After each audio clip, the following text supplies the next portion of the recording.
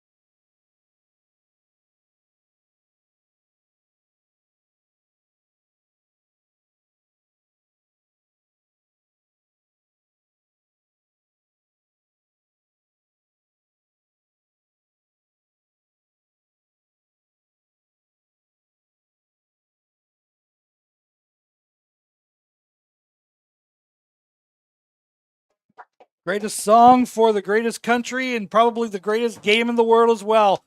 Football, 3-down football about to happen. The Mustangs won the toss, have deferred to the second half.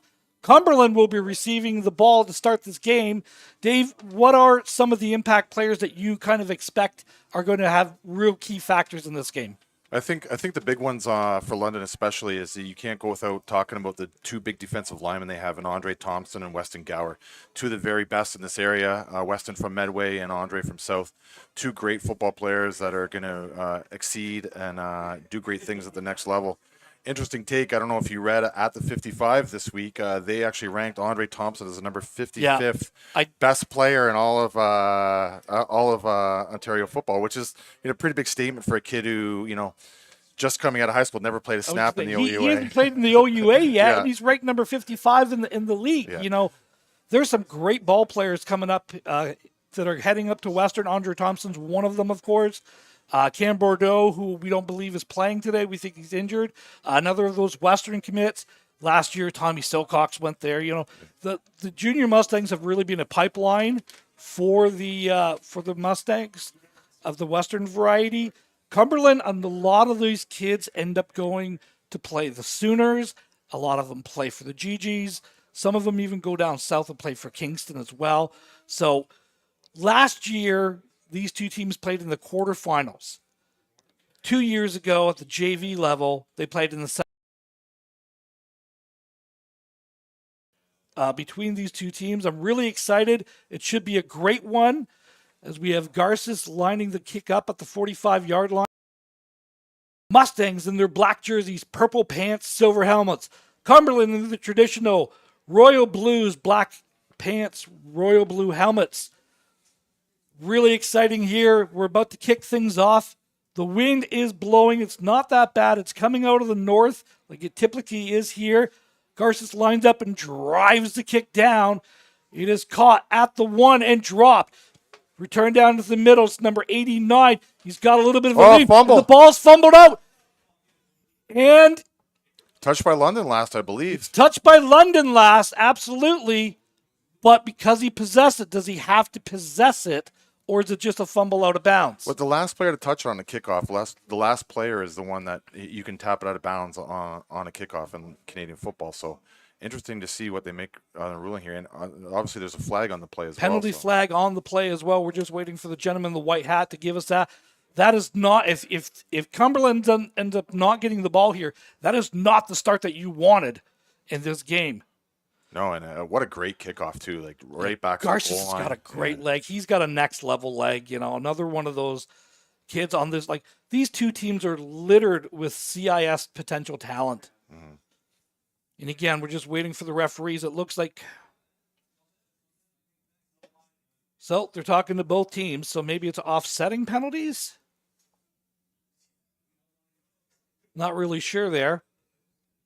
Regardless, the ball is placed it will be placed in the 19-yard line because that is where effectively it went out of bounds last. And London looks to have their defense out there right now on the field, so they must know something we don't know. And Cumberland does have their offense out there. Number 2, St. Pierre, I believe it is. And Saint Germain, excuse me.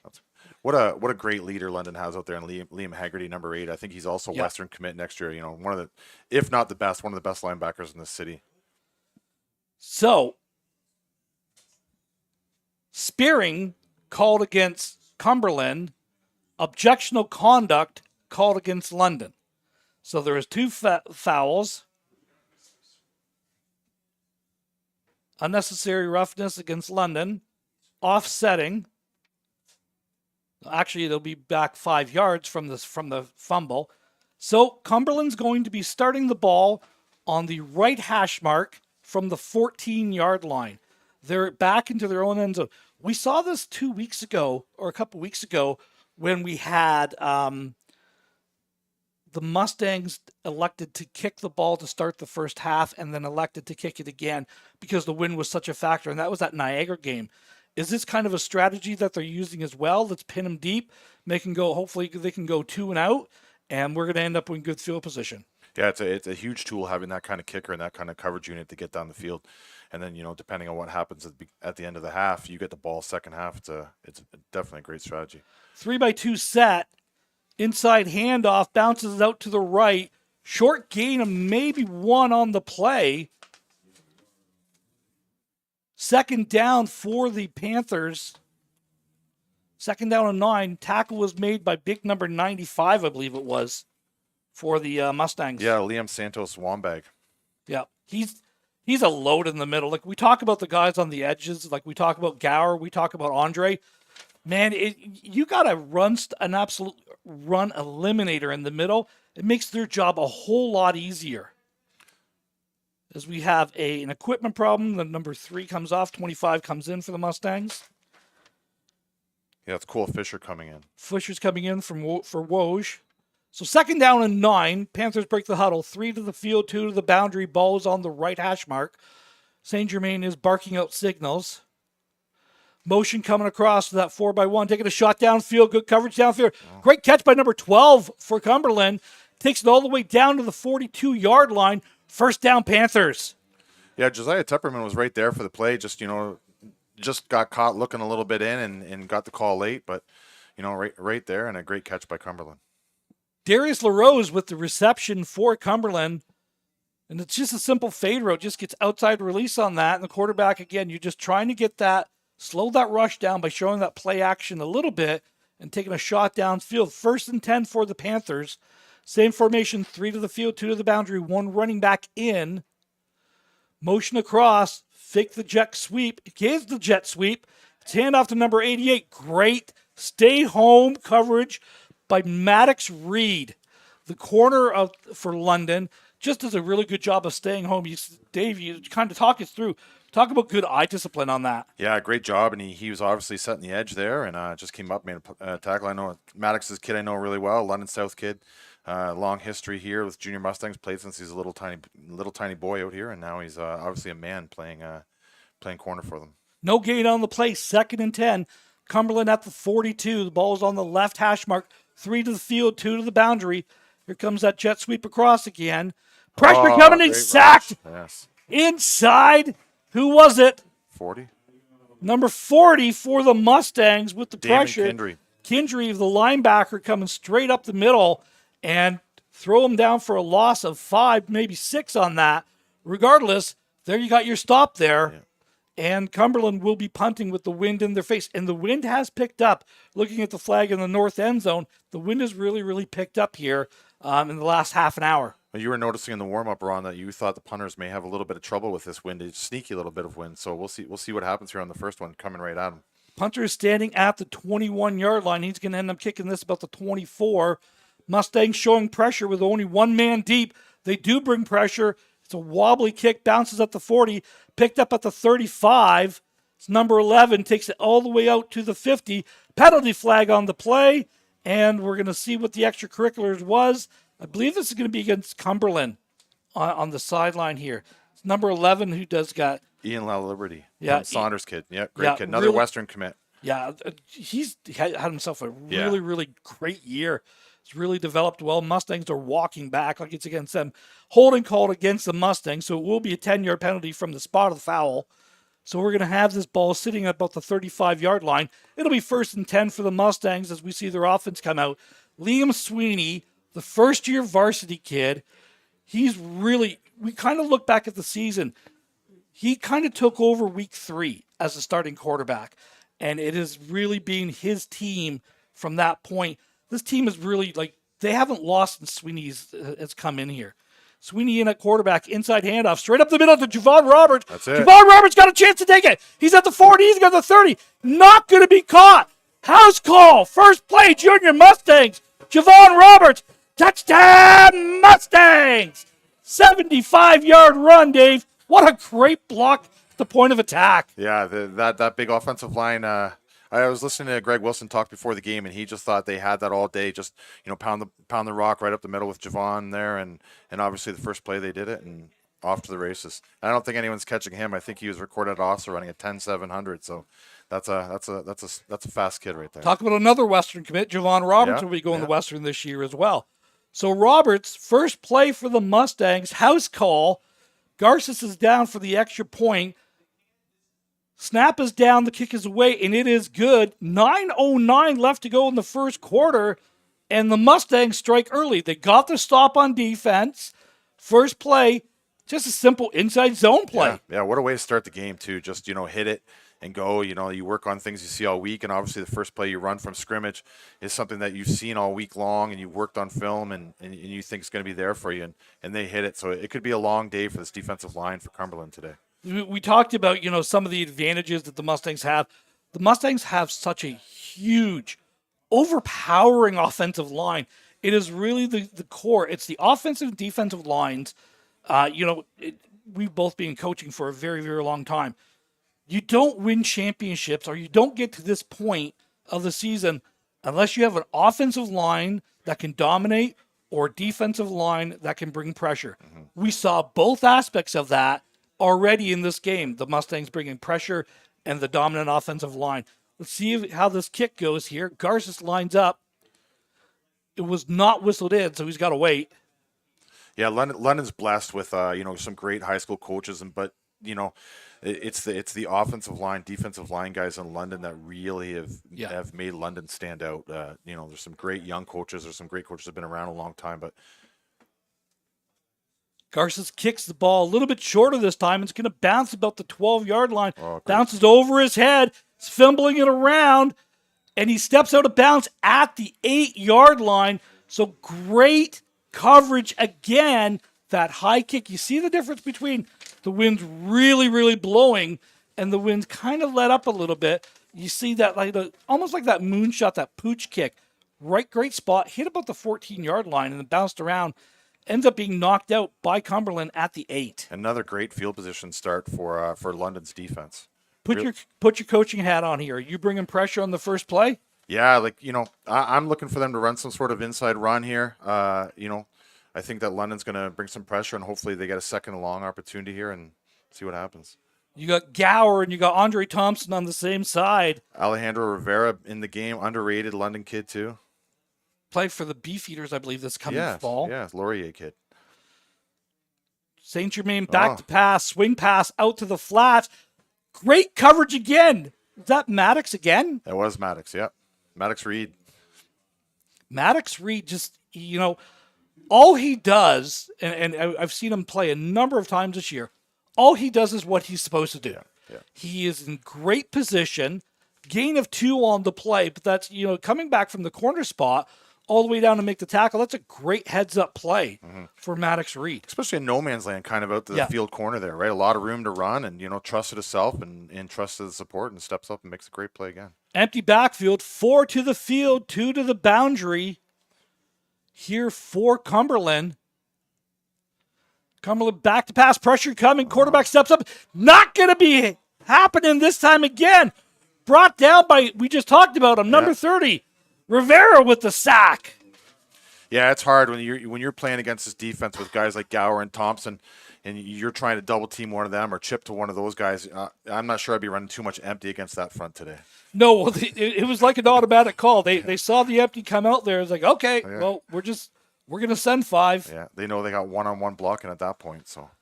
So Cumberland will be punting from their own end zone. I'm assuming that they're going to give up a deuce here. There's no way in the world I'm kicking the ball into the wind from your own end zone. I would imagine they're going to give up the 2, and the Mustangs will go up 9-0 in a matter of seconds here. Snap is back, and it is exactly what happens. So, 7:42 left to go in the first quarter.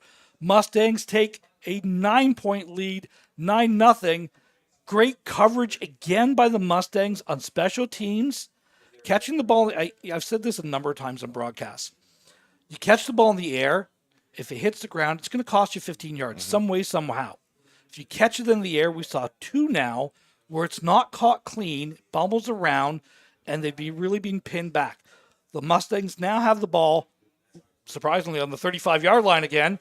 What do they come back with? Do you go right back to that inside run and really establish it? I feel like, this is a game, semifinal game. You want to get into the game. You want to get out of it as quickly as you can. Keep that ball on the ground, what's been working for them all year.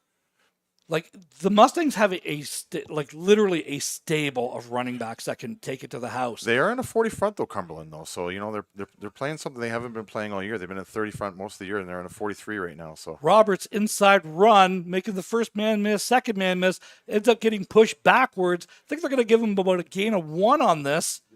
So Roberts with a short gain on the play, up the middle. Cumberland did a good job. You're right. Stacking that. They went to a 43 that time, left the linebacker in. So they lost a safety, but brought a linebacker up. Mm-hmm. Yeah, Nicholas Rabbit for Cumberland made a really nice play there. Did his job and kept them inside and then made a play. 2nd down and 8 after the gain of 2. 2 by 2. One running back in, fullback offset to the left. Ball is on the right hash mark, going to the south end zone. Sweeney back to pass, taking a shot downfield. He's got Drake Logan. Good coverage downfield by number 44 and number 5 for the Panthers. Pass falls incomplete. Quick 2 and out. Mustangs to punt. Yeah, they just ran a vertical concept there, and it's a tough throw to make, but Rowan Pierce is wide open to the field there. So Yeah. I'm sure Luke Wilson up here in the booth will keep an eye on that as the game moves on. So you lose the safety and you immediately go to a vertical shot. So, the safety come over. If you run double verts, it's that second guy in that wide side seam. That's going to be so hard to cover. So Garces is back to punt, standing at his 22-yard line. Caught there. Kick is away. Good high kick towards the sidelines. Bounces at the 30. Hits the ground. Rolls all the way inside the 5. Rolls inside the 1. No yards call is going to be on this. He picked it up at the 1, but it's a 5-yard no yards call. This ball is going to come out to the 6. Dave, we talked about it just a minute ago. Another great kick by London. But we just talked about catch the ball in the air at 15 yards. That's 30 yards. Yeah. You got to, kids, if you want to be a returner in the game, got to learn to catch the ball in the air. I can't stress it enough. So, are they saying that it went into the end zone, so the ball's going to come out to the 20? Oh, really? Interesting. Because when he jumped on it, his foot looked like he was on the on there. We But got he's the spot, replay up here, so we can see where it's exactly going. Actually, it's a very smart play by him to take it into the end zone, though. You're right. That's a smart play, heads up play by him. But they're going to give him the ball at the 1-yard line. Oh, okay. So where he went down, it's where the ball is at the time of where it goes down. So it looked like his knee was in the end zone, but the ball was clearly out of the end zone. Yeah, interesting. And it looks like it must, or unless it was a penalty. Oh no. So with the 5-yard no yards call, this should come out to the 6. Yeah, but it looks like they've got it planned. I'm not sure what's going on here. Waiting for the explanation by the white hat. Unless they're waving it off.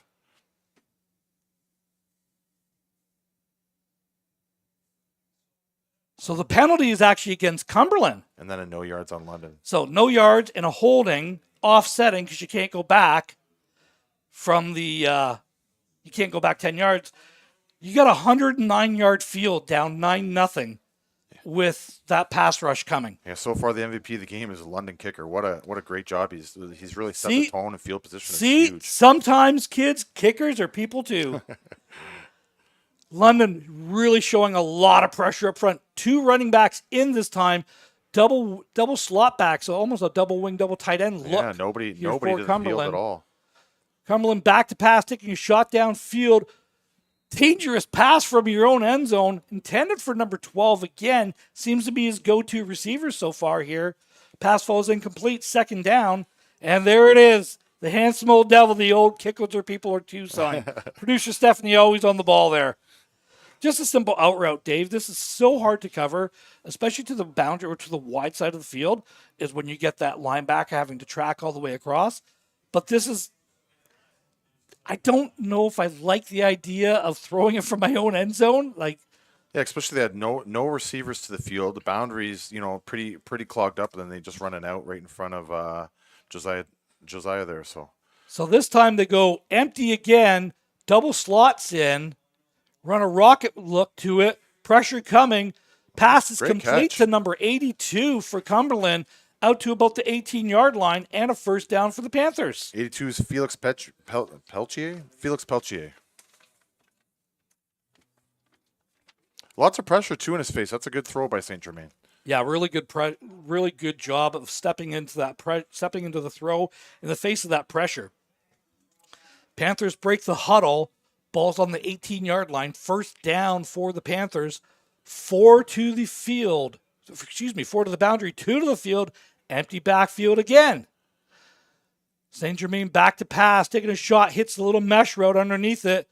Pass complete, wrapped up by number 13 for the Mustangs. Another good pass by St. Germain. Sat in there, not the same pass rush we're used to from London on that play. And, just put the crosser and, hit a nice little route there. Yeah, number 13, Tayshawn Peach is the field half on that. Just does his job, sits in there, tackles them after a gain of about 7. 1 more yard on top of it. 2nd and 2 here for the Panthers. Their first real drive from their own end zone at this point. Empty set again. So they're trying to get them out of the box there. Not sure if I like the idea here, but let's see what happens here. Quick little pass out there. It's caught. And it's a first down to about the 34-yard line. Gain of 6. First down for the Panthers. It's when you've got 4 guys out there, it's not like you can jam every one of them. You got to pick and choose which one you want to get up in. And everyone else, you have to play zone. Yeah, I think that's something we'll see. Gary will probably make the defensive coordinator will probably make an adjustment at some point and bring a guy up closer to the line if they keep picking on that kind of with that quads route. So again, double tight end, 2 slots in, little rocket motion. Watch for that swing pass coming over here. Good coverage downfield, number 1 on the coverage. Maddox Reed again. Yeah, he's had himself a whale of a game so far, but pass fall is incomplete. They're just trying to hit that out route to number 85 for the Panthers. The toughest thing in Canadian football now is, 2nd and long. It's not like the American game where, you can still run the ball and then you got another play to get a first down. And, 2nd and 10 in Canadian football is a tough call here. Yeah, there's a lot of things that can go bad on 2nd and 10 because you can pretty much count on someone's coming with pressure here. So 2 by 2 with a slot, make an empty backfield again, 4 to the field. Pressure coming, number 33 got there for the Mustangs. That is Sawyer Emmett coming from the half position, I believe it was, just straight up the middle. That time they just sent more people than they could block. Yeah. Wow, they're in that empty set again, and if you bring 6 guys, they only have 5 to block. You're right, so he came untouched. I actually think he came from the will spot there, Ron. Yeah, so he just, again, a really dynamic football player who's been around this program for a number of years. Has won a junior. He won a provincial championship with a lot of these JVs 3 years ago. So Cumberland back to punt. Punter standing on their 10-yard line. Wobbly snap. Ball is kicked. It's a great kick. Oh, caught it in the air. Caught in the air. Yeah. See, look at. There's a 15-yard difference right there. You can see the trajectory of it. The ball is now basically at midfield at the 54-yard line. He caught it at the 40. Got the 15 yards back. Definitely. Ron, I was thinking when you were talking about the JV provincial championship a couple years ago, a good shout out goes to our JV team yesterday, winning basically on the last play of the game. Cole Summers takes a Hail Mary to the house on a 70 yards. Pretty special run from a great kid, London CCH kid. I've known that family for a long time, and Cole's turned it into a heck of a football player. So good for him, and good for that coaching staff. They started the year a little slow, and now they're in championship game next week. Talk about the giant killers. They knocked off number 1 Burlington last week, and then this week's number 1 Cumberland. Yeah, trust the process. Process. They've gone there and knocked them off as well. So London has 3 teams going to the provincials next week, looking to make it 4 right here with the varsities. As we have 2:15 left to go in the first corner. Sweeney in the pistol formation. Handoff to Roberts over to the right-hand side. Penalty flags on the field. This is going to come back on a hold. Roberts is going to get out. If you can make this guy miss, taken out of bounds inside the 10. But again, penalty flags on the play. Holding called against the Mustangs. Big run for Roberts. Unfortunately, it's coming back. Yeah, that's an easy one right there. It's hold right at point of attack. There's probably I know there's 2 flags, but I saw at least 2 holds right at point of attack. So that's how Roberts burst that one. Yeah, and that's unfortunate. And again, now we see the second. We talked about the stable of running backs the Mustangs have.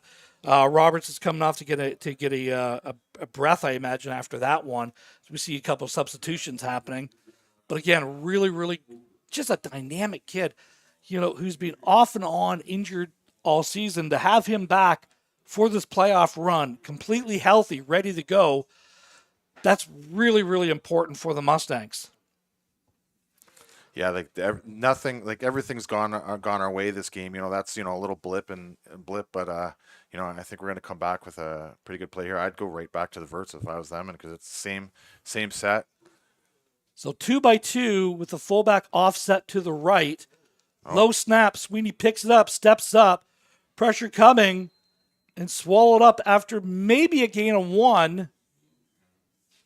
No gain on the play. 2nd down and 20 here for the Mustangs. It's unfortunate, a little bit of a bobbled snap on that. Yeah. It's hard to recover when you got some pressure coming at you in the pocket there, and Sweeney did a good job of getting a hold of it, but then just wasn't able to get anything out of it. 2nd down and 20 for the Mustangs. Ball's on the 42-yard line. Sweeney's back to pass. Pressure coming. Steps up. He's being pressured. Smart play. Take the hit. Don't force something. Good coverage across. Well, this is scary. This is not good though. Unfortunately, we have an injured player down for the Mustangs, and that is Sweeney. This isn't great. This is a nightmare scenario for the Mustangs because their other quarterback, Ariza, is out with a collarbone issue.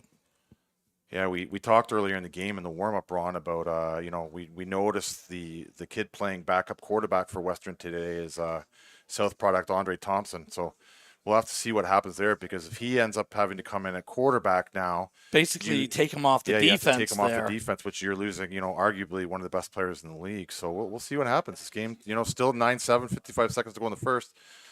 That's a big change of events. That's a huge play, and unfortunately, we sure hope Sweeney is able to get off the field here pretty quick. But Andre Thompson, you better start warming up here in a couple of minutes here. Sweeney is up. I really hope this kid's okay, because we talked earlier, like, he is a phenomenal football player. Grade 11 kid stepping in. JV last year started back, and to win that job essentially for the Junior Mustangs in a league that's filled with 19-year-olds and 18-year-olds, as a 16, 17-year-old coming in is a huge thing, and he does not look very good. The number of 19-year-olds this year was increased from 10 to 15. Yeah. So you get more veteran players back. Mm-hmm. So for someone who's 16 turning 17 this year to step in and lead a varsity team on the run that they have, that's a really, really significant achievement. Great quarterback, good kid too. Great the kid, quarterback out of SAB, who really they've got big plans this year. Yeah, their program is really, really a big come up program in the city of London right now. Great coaching staff, great young coaching staff, and lots of resources at that school. 3rd, and we're going to call it 17 here. Garces back to punt, standing on his 30. Snap is away, the kick is away, and it's a good high kick. It's going to land about the 30-yard line, bounces back and out of bounds. Say it goes about the 34-yard line.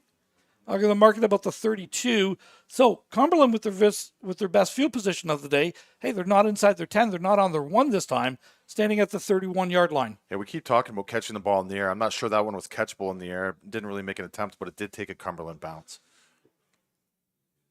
So the Panthers, with their best field position of the day, they're going to start this ball at the 31-yard line. And our concern is with Liam Sweeney. And interesting, London's leaving Andre Talbot in at end still, yeah. Andre Thompson staying in there. Thompson, sorry. Yep. So Cumberland breaks the huddle. 1 running back in, 3 to the boundary, 2 to the field. Mustangs with that 40 front. Motion across. Little seam pass. Oh, it dropped. Dropped by number 85. Another great throw by St. Germain, though. Yeah, no pressure that time. The offensive line does a great job. Mustangs drop into coverage. Drop 7 into coverage that time. 8. 12-man football. Only rushed the 4. And the offensive line did a really good job of not allowing pressure. 6 seconds left to go in the first quarter here. So barring a penalty, this will be the last play of the quarter. Cumberland breaks the huddle. Again, right hash. 3 to the field, 2 to the boundary, one running back in for the Panthers.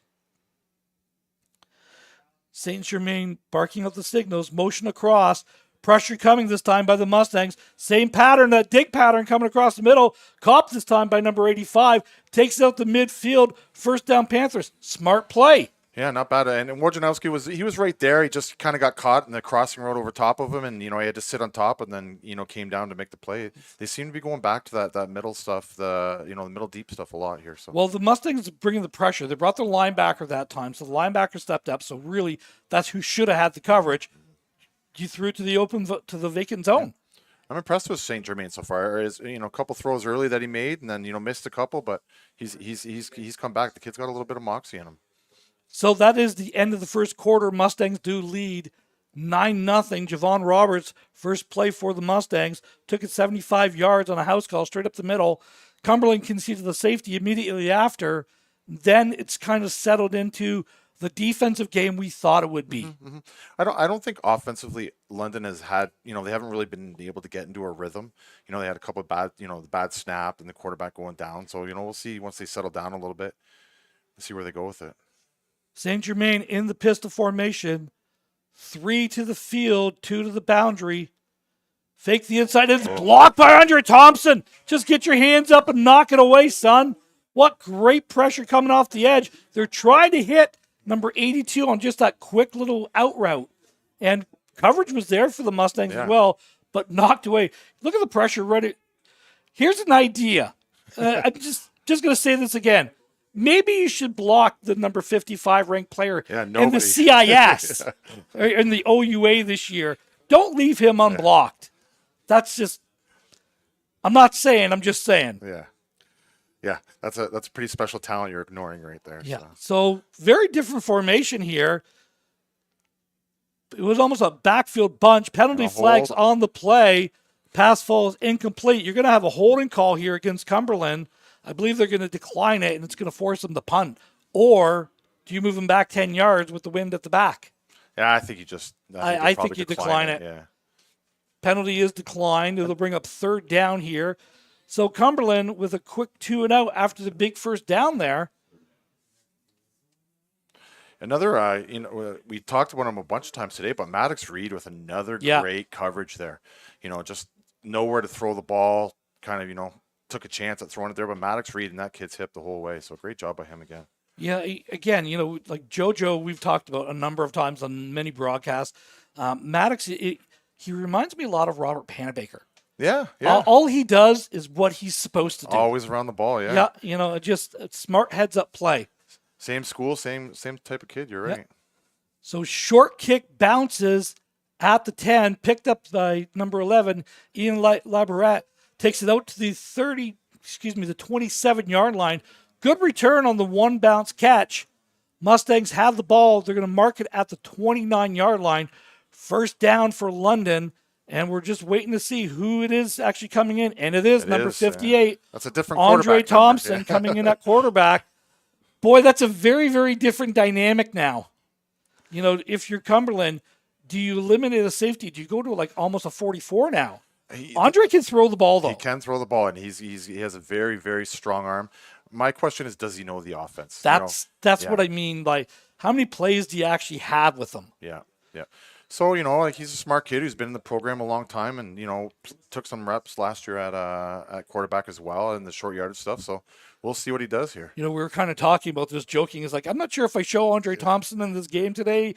I want to save it for maybe next week, but here we go. Inside handoff to Roberts, slowly just picking his holes. Gain of 11 on the play. First down for the Mustangs. The one thing about Andre Thompson is there's never a pull that he doesn't think he can beat everyone on the field on. We're gonna have to keep an eye on that. Very, very true. But you know what? The problem is he's usually right. Yes, yeah. That's the thing with this kid. And when you're 6'5", 270 and run a 4.5 40, I think you're never going to be wrong on it. So they're saying that Javon went down a little bit short. It's second down. We're going to call it 1 here for the Mustangs. The ball is at the 38-yard line. Thompson in at quarterback. Javon Robertson 2-by-2 set. Fullback offset to the right. Pulls it. We just talked about it. Might not have been the right call. Yeah, but look what happens. And Andre Thompson, the quarterback, absolutely truck sticks the defensive back at midfield. Yeah, Man, that's so tough to stop. If you're looking at the replay here, it may not have been the right read. However, we just talked about his size, his physical ability. When you see that guy coming as a DB down 10 yards downfield, you might want to get out of his way. So they're saying he stepped out of bounds earlier, so the ball was placed at the 48-yard line. First down for the Mustangs. 9:42 left to go in the half. Mustangs up 9-0. The story in this game, Andre Thompson in at quarterback for the Junior Mustangs. 2-by-2 set. Fullback is offset to the field to the left there. One running back in. Thompson is back to pass. Pressure coming. Scrambles out to his left. And he's going to be sacked by the Cumberland defense all the way back to the 35-yard line. A loss of 13 on that play, Dave. Yeah, there was definitely some guys open downfield. I don't think Andre's probably had enough reps to get his rhythm to throw the ball really well right now. They look to run a little bit of play action and roll him out there, but we'll have to keep an eye on this the rest of the game. How does Cumberland play it? Well, I think they're going to play a little bit of soft coverage, but I'm also bringing pressure. I want to bring my linebackers right now. You want to confuse them a little bit. Yeah, sure. Exactly. So 3 to the field, 1 to the boundary. Tight end is also there. Inside handoff to Roberts. Takes it all the way back to the 43-yard line. It's going to be well short of the first down. I like the let's settle back down call there by the offense. So the Mustangs will be punting. Third down, we're going to call it about 15 here. I'm just noticing that Andre's still on. Now he's coming off now. So he was on the special team. He was on kickoff before he's on defense. I think it might be a good idea. You might lose him on defense and specials, but, get him out of the game and, get him talking to the offensive coaches a little bit, and so that they can kind of settle him down and let them know the game plan and go from there. Garza's standing at the 28-yard line. Mustangs show that spread look. So, good kick, good high kick. Into the wind there. Caught this time at the 24-yard line. Great coverage downfield by the Junior Mustangs. Corralled after maybe a gain of 5. We're going to say the ball's at the 33. First down for the Panthers. Just overall, who do you call out of that? There's 5 of them there. And Garces, what another great kick by him. Into the wind. Yeah, that's incredible. Great hang time. I'm willing to bet he's going to have a number of schools looking at him. He's a pretty special kid. He's a great place kicker. He's a better punter. I'm not sure. I don't really know the kid. What high school is he from? CCH. Of course. Come on. Coach Krowski's over there laughing at me right now if he's watching this broadcast. So they do have Andre off the defense at this time. Just note, we need to take that to note. So Cumberland, 4 to the field, 2 to the boundary. Another empty set for the Panthers. Showing a little bit of pressure coming off that 40 front.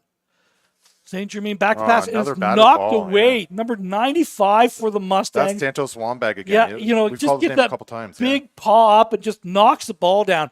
This is he's just a big guy. Look at the pressure he gets there.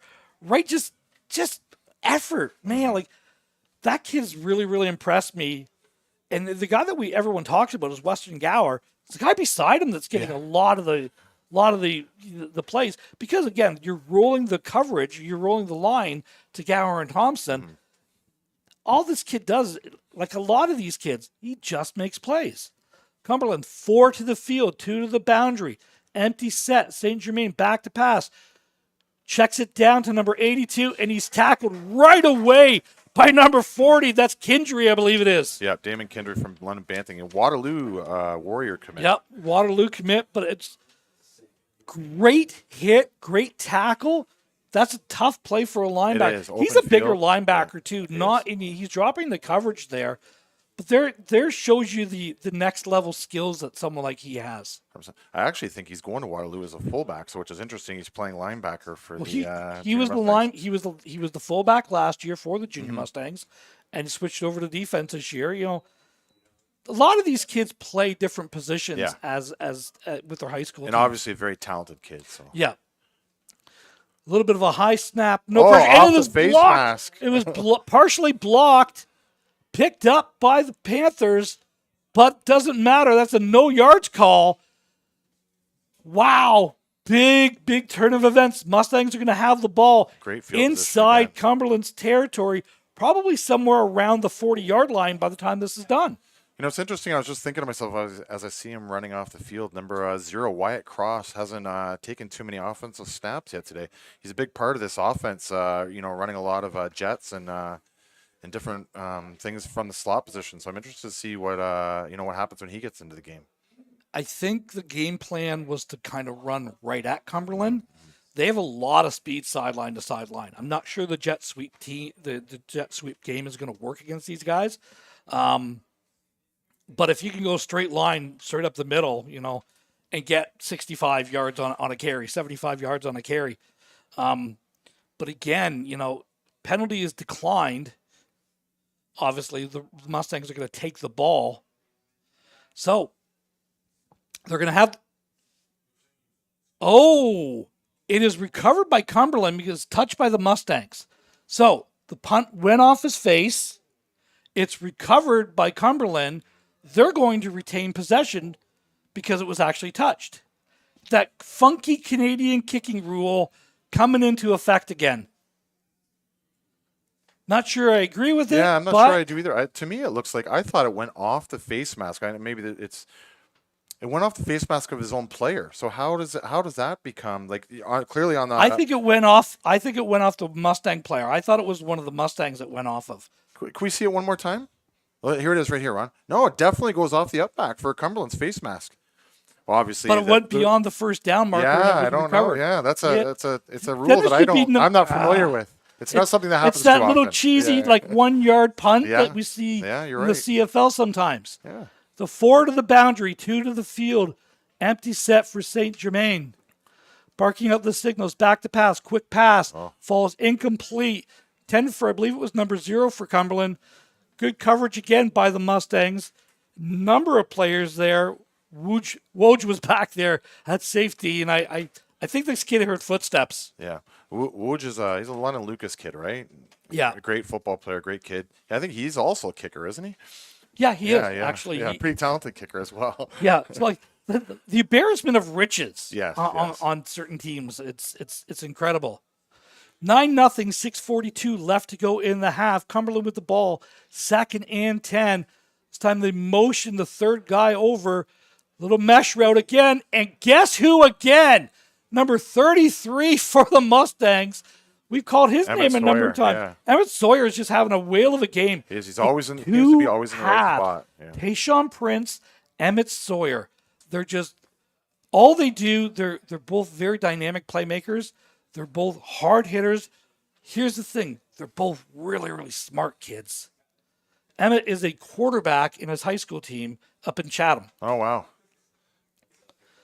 So Panthers to punt there. That's a big, thick quarterback too, jeepers.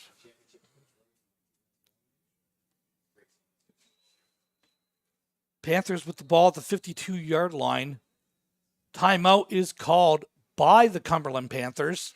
I have to say, Ron, we talked about a little bit, before the game started. We weren't sure what this game was going to look like after watching the warm-ups. I don't want to take anything away from Cumberland, but we just thought that, Western may have a little bit more firepower up front and, a little bit better athletes. But, they're really hanging in. They're sticking their nose in. They're making a lot of good plays. They've missed some plays on offense, but defensively they seem to be doing a pretty good job.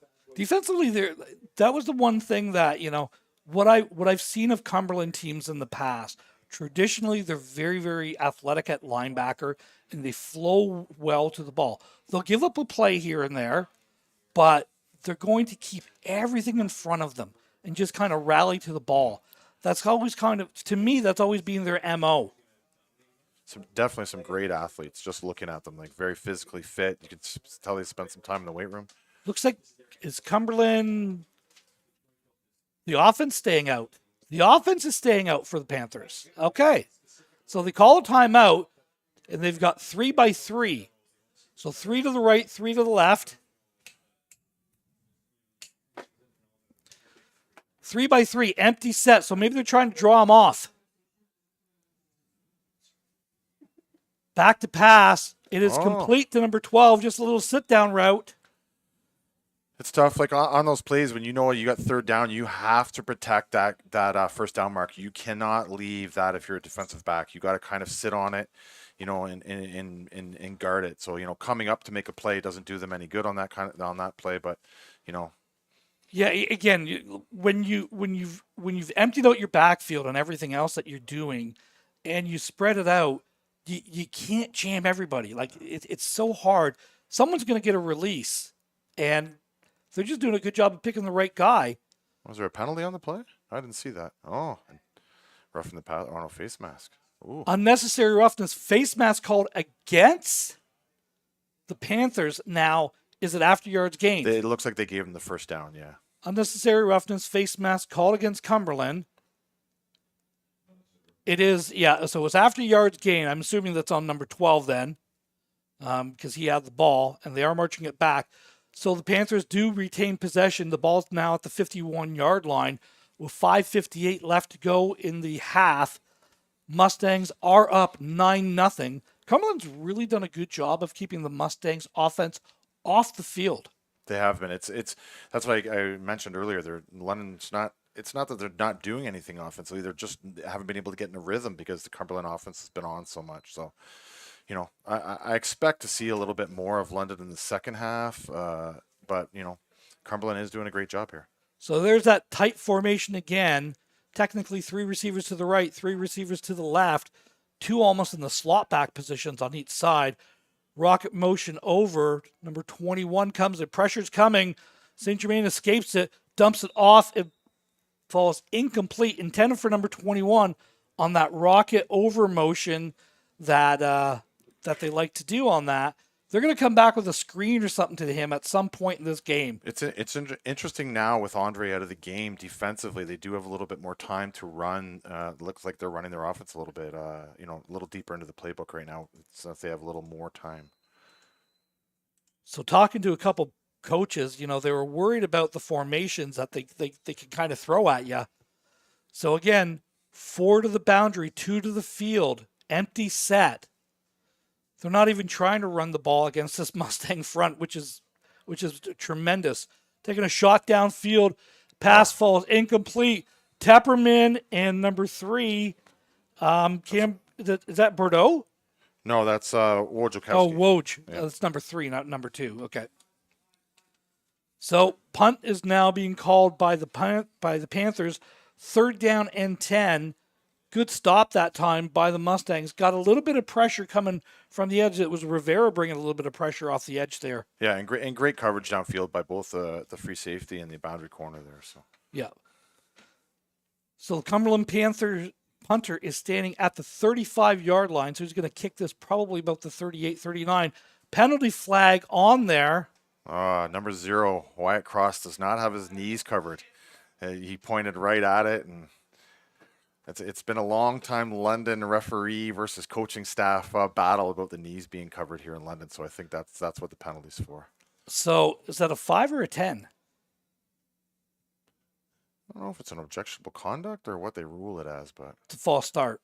It's a 5-yard penalty. So it's a 5-yard penalty, 3rd down and 5. Cumberland went for it on 3rd and 5 last time. Do they do it again from basically the same spot? I don't know. It looks like they're lined up with the oh no, the punter's still in now. So what are they going to do? It looks like they're calling the offense out again. They are. Yeah. They are. The offense back out. So that's exactly seems to be what they want to do. They'll go for it 3rd and 5. In the field position too, in the Canadian game at midfield, it's not a terrible call by them. They got the last one in, and we'll see what they run again here.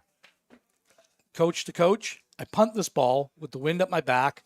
I want to pin them deep. Yeah, I want to make them go the distance. Especially with the firepower that Western has, Yeah. not Western, the London Jr Mustangs have. You don't want to give them a chance to have the ball at midfield with 5 minutes to go on the clock and go up by another score. So then you're hurting yourself in the second half. Look for number 12 and number 85. Those seems to be the guys that they go to. And the Mustangs call the timeout this time. So Mustangs, both teams have called timeouts on the 3rd down situations. Coach Hallenby wants to make sure he's got everyone set this time with what they're supposed to do and everything else. And again, 5:03 left to go in the first half. 9-0, the Mustangs do lead. But the story in this game, Liam Sweeney, the starting quarterback for the Mustangs, was knocked out. Andre Thompson is now playing in at quarterback. And I just noticed Andre Thompson came in on the defense side of the ball this play. Oh, I didn't see that. Situational Good pickup, Ron. play. Good pickup. You're paying attention. So let's see what Coach Hellenby can cook up. Do you bring a lot of pressure and just do you try to blast it, man? I think because you're just gonna get some cross. You're just gonna get some cross. Yeah, you're gonna get some sort of mesh, some sort of crosser, Yeah. some sort of. I believe they're probably gonna look for that middle shot again, like they have had a little success.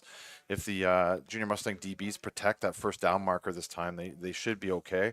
I feel like Gary's probably telling them that, hey, look for that little middle dump pass again off one of the crossers. Yeah, Andre Thompson is playing right defensive end for this snap. Gower's in at tackle. Rivera's in at left end. And Alex Arnos is in at the. So they got their NASCAR. They got their pass rushers out there now. So Cumberland 3x3, pressure coming, taking a shot downfield. Oh, what a great wide route. Open touchdown Panthers. They got him on that crossing route, number 85 for the Cumberland Panthers, and the Panthers are right back in this game. And unfortunately, we talked a lot today about all the good things Maddox Reed's done in the game. Unfortunately, he got caught looking in at the out route, and the corner came over top, and he wasn't really ready for it. So if you're Cumberland, do you go for 2 here, or do you just go for the 1? I think you just take the points. It's too early in the game. You don't want to be chasing points this early in the game. That's an old Matt Snyder. I know you guys have had many arguments over the years, but that's a Matt Snyder thing. He taught me that a long time ago. You always take the points, especially at this point in the game. So Cumberland's kicker is lined up for the extra point. Snap is high. It's down, and it is blocked by the Mustangs. Number 40 looks like he got the block for the Junior Mustangs. Kindry again. Yeah. David Kindry's had himself a whale of a game. So now, the mood, the dynamic of the game sure feels like it's changed a little bit. If you're the Mustangs, you kind of looking around. Someone's got to step up and make a play here. You've had you've had a long touchdown run, which should have been a touchdown run called back on a hold, which was a blatant hold. Yes.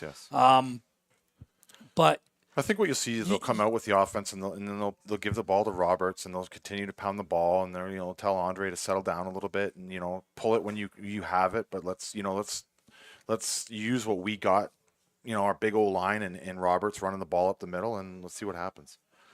Use what got us here. Yeah, that's exactly what I'm thinking too. Like you got to, you're a run first team, you're a power run team. Go back to it. Yeah. And then let your offensive line really lean on the defensive line, and almost like that boa constrictor, squeeze it. So Cumberland lined up to kick the ball. The kick is away. It's a short kick picked up by Alejandro Rivera. Rivera goes down at the 34-yard line. That's a kid who's played a lot of football in London. Yeah. I feel like his high school coaches probably told him, "We don't want you running the ball, Alejandro." So just take a knee. He's taking a little bit of a gears here from the Junior Mustangs coaches. Well, he had about 5 more yards he could have got before you give that up. But you could kind of see that they had a guy back from everybody else on the kickoff, and we're really trying to waggle it there right on the end. So I think they're trying to get it over more towards in between the number and the hash there, number and the sideline.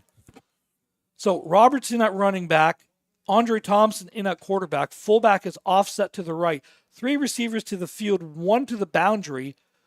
Little slice action coming across the middle. Roberts with the carry, gain of about 4 on the play. Ball came out after he was down. It'll be 2nd down, and we'll call it 7 here for the Mustangs. Ball's at, going to say, 42-yard line. And if Lucas Wong just stays on that block a little bit longer, he kind of released the block a little bit early. London Oak Ridge kid who's also going to Waterloo with Kindry. If he stays on that block, I think Roberts has a chance there to break that, but he kind of came off the block a little early and allowed the defensive end there to make the play. Cumberland has gone to that 43 defense almost exclusively now. So again, 2 to the field, 2 to the boundary, fullback offset to the right. Thompson back to pass, looking downfield, taking a shot downfield. Ball kind of hangs up in the wind. And use that Drake that comes back for it. Yeah, I think it's roughing the passer play back here on the and side a penalty flag as well. We'll have to see. Is it a hold or roughing the passer? Oh, they left it. I think it might be a hold. Holding call against the Mustang was the indication. Penalty, of course, is being declined.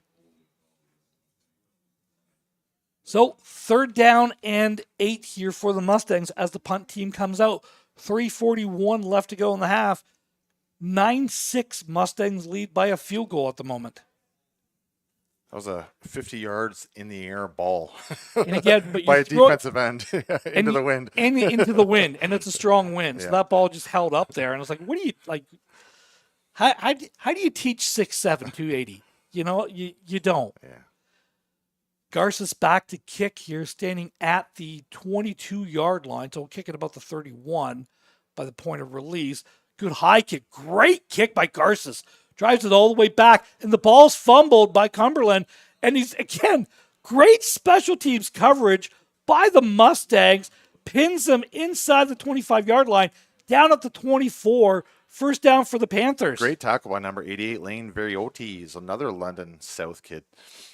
And I think Kindry was in it as well, or was that another? I thought it was 40 or maybe 30 on that as well.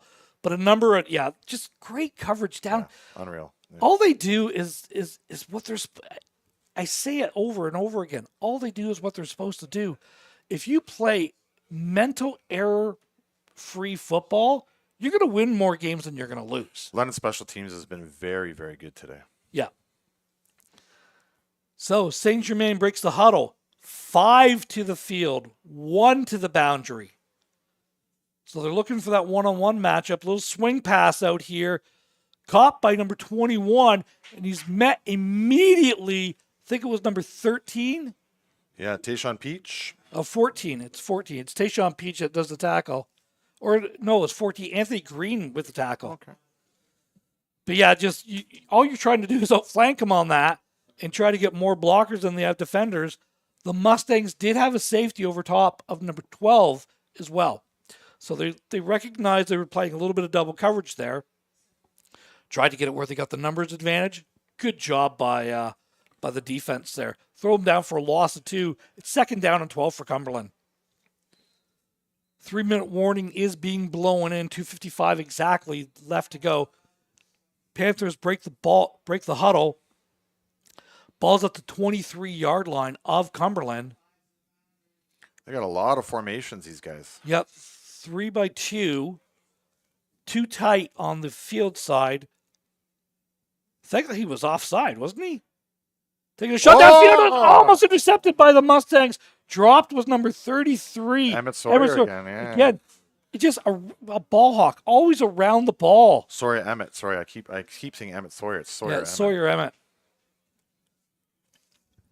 Great no, play. It is Emmett Sawyer. Is it Emmett Yeah. Sawyer? Well, that's what I know him as.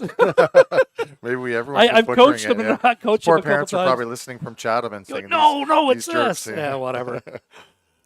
But anyways, it was a great play by him. So high pass, a little bit high. I think the ball floated on Saint Germain that time. So Cumberland punter is standing at the 8. I think he's going to try to kick this. Snap is away, and it's a good kick. Picked up by number 11 at the 48-yard line. Crosses midfield, makes the first minute, bumps into his own blocker. Still takes it beyond the 45-yard line, down to about the 43 of Cumberland. And great field position for the Mustangs, Dave. They got to capitalize. They got to get a drive going here. It could have been a little bit more if London DeLon McPherson had been going the right way on the play. So 1st and 10 for the Mustangs. They're saying they're spotting it at the 45. Great field position with 2:20 left in the half. Yeah, exactly. 1 timeout each team, so that's something to factor in. Mustangs break the huddle. Thompson in at quarterback. Roberts has gone pretty much the entire way at running back. Fullback offset to the field, 2 to the boundary, 2 to the field. Inside handoff to Javon Roberts, takes it over the right-hand side. Penalty flag coming back. believe this is going to be a holding call against the Mustangs. Holding call against London. So it'll be a 10-yard penalty and repeat first down. Mustangs have really kind of shot themselves in the foot a little bit today with the holds.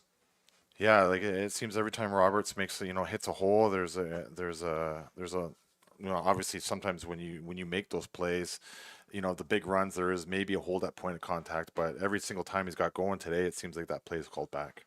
So 1st and 20 for the Mustangs. 2:13 left. 9-6 Mustangs do lead over the Panthers. Andre Thompson in at quarterback. Javon Roberts in at tail. 3 to the field, 1 to the boundary. Fullback is also offset to the boundary. Thompson barking out the signals. Back to pass, taking a shot. Pass is complete over the right-hand side to trying to get the number there. Will McBurney. Will McBurney. So great job. Gain of about 8. Good chunk of it back. It's not 1st and 20. It's 2nd and 12 now. Much more of a manageable down. Yeah, and a great throw. Like, it's a good call for Andre. Just run a little hook route and get him to throw on time and not sit back and wait like he has been for a couple of those long bombs. Catch the ball, throw it, and just like you're playing in the backyard there. 3 to the field with the fullback offset to the field. 1 to the boundary. Thompson and the quarterback barking at the signals. Hand off to Roberts. He's trying to get to the edge. Good coverage. Good flank job there by the Cumberland Panthers. Number 23 stood his ground. Throw him down for a loss, maybe a loss of 1. It's Fabian Obar who made the tackle. Gain of 1. 3rd and 11. Mustangs to punt. This Cumberland defense is doing a great job. Some very good athletes on London. Obviously, that big offensive line that we've talked about a few times, but like they're really stretching it. There's not much room to run out there right now. No, they're like I said, kind of my knowledge of them has been great sideline to sideline, and if you just kind of run at them, you can eventually wear them down. Mm-hmm. There's no signs of wearing them down right now. No, they're not. They're and we talked earlier about too. They only have about 35 kids on their roster. We weren't sure if that was a good thing or bad thing, but it seems to be running okay. We'll see what happens in the second half. Garson's with the kick, bouncing around there. Mustangs do, well, I thought he got back. There's 2 flags, no yards call. Ball's on the ground, so they're going to have the ball approximately the 25-yard line to start this drive. With the wind at their back, 1:17 left to go. Mustangs continue to lead 9-6, but haven't really got much going on offense since the Sweeney injury. Mm-hmm. I think for London, the big key is you get to halftime, you take the guys in the change room, you sit the offense down, and you talk about what your plan is with Andre at quarterback.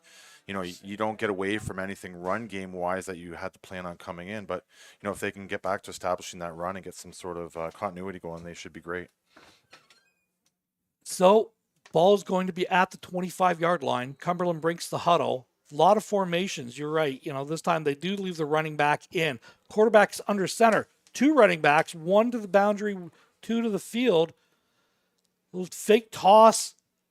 The one side looking for a shot downfield intended for number 12. Great coverage again. JoJo was there, number 18 for the Mustangs. It's also Jacob Rowley in on the coverage. Had a really nice high-low box covered. And JoJo did a great job of coming downfield, flying to the ball. So they're trying to show the toss play and get the Mustangs to jump up. Mm-hmm. And again, just that little hitch route they were trying to hit. 2nd and 10 for Cumberland. Ball's right in the middle of the field.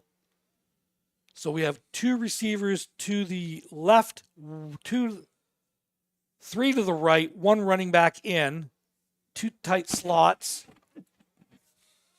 St. Germain back to pass and is caught by the Panthers. Takes it all the way down to the 45-yard line. Number 82 with the reception. He's had himself a really good game. Yeah. That is Felix Peltier. Another great throw by St. Germain as well. Stood in there, delivered it, bullet right in the middle of the field. It's a tough spot for London to cover. Is there a penalty flag on it? I don't think so. I didn't see one, but just the way the referee was coming back. Yeah, they're holding the sticks too.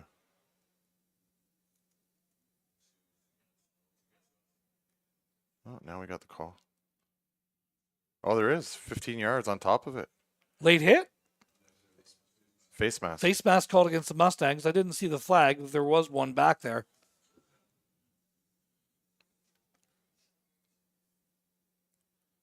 Thanks to our spotter for getting us that call. So is that against? They indicated the Mustangs with the face mask, or was it a stiff arm against Cumberland? I'm not sure the referees know. They're going to check it out and see what's happening here. Because if that's the case, that's his second. Yeah, you're right. It is his second. On number 82. Which is an unfortunate rule, right? Like, I'm not a huge fan of the, you know, face mask. Although, unless it's an intentional one, that's not, that's part of the game. I hate to see kids, have to sit down or be ejected for things like that. Well, we saw it in the city championships or like the semifinals in London. Yeah, Jackson McKay. Jackson McKay, that's exactly what it was. Yeah. It was that third one to the hands to the face That was against us, actually, and it was heartbreaking for the kid and for that team because he's a very special talent here in London. So that is the call. Unnecessary roughness, face mask. And again, they pointed at London.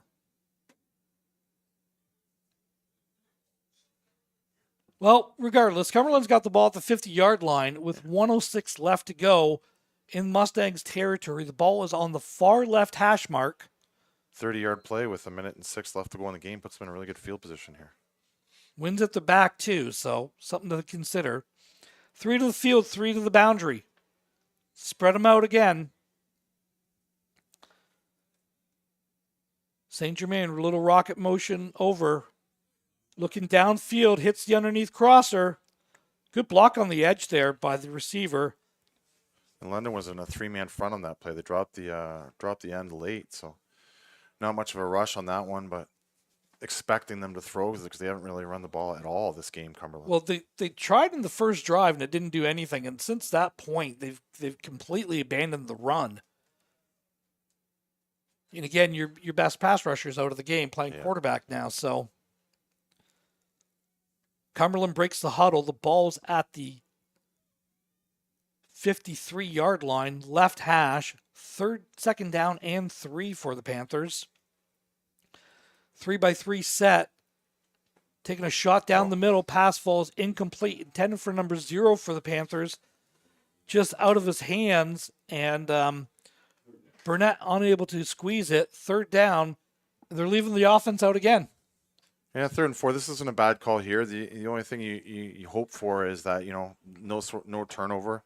London will get the ball back, worst case scenario on the 40.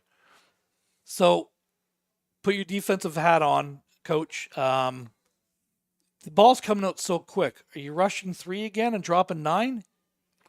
I think you have to. Like, they've done a good job these past couple plays of when they drop the 9 and kind of that umbrella look. It doesn't really give the quarterback too much to throw, and if he has something, it's the short unders. So we'll see if they look for that again.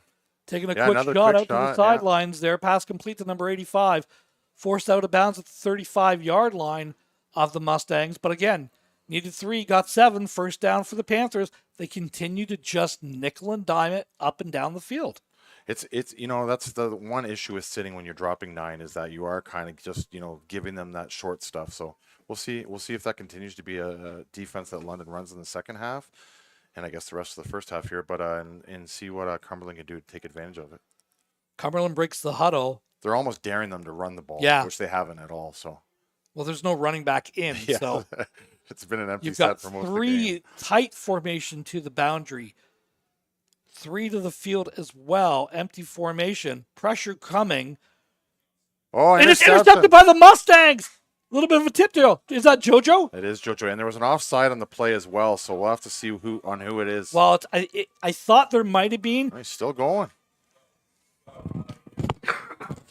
And the second penalty coming in late. 3rd penalty coming in late as well. So you've got an illegal block on the sideline. Yeah, the referee calling it back. Must have been offside. Yeah, it was. And I thought to start everything, I thought the linebacker jumped in the neutral zone. Okay, so that was the offside call.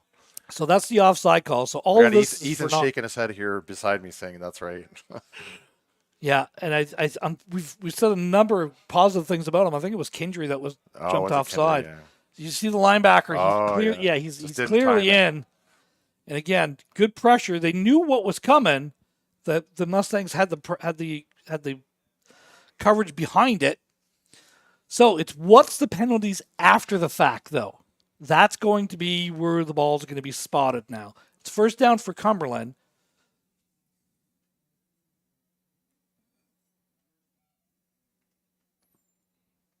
Because of the 5-yard penalty. So that one's going to be enforced. 58's coming back on the field, too.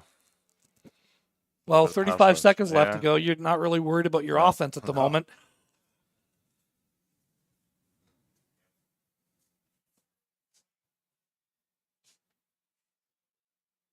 So I think it's unnecessary roughness, blindside block. So it's a 5-yard penalty, and then it's a 15 yards back. So Cumberland's going to have the ball, but it's going to be back around the 50-yard line is what I figure.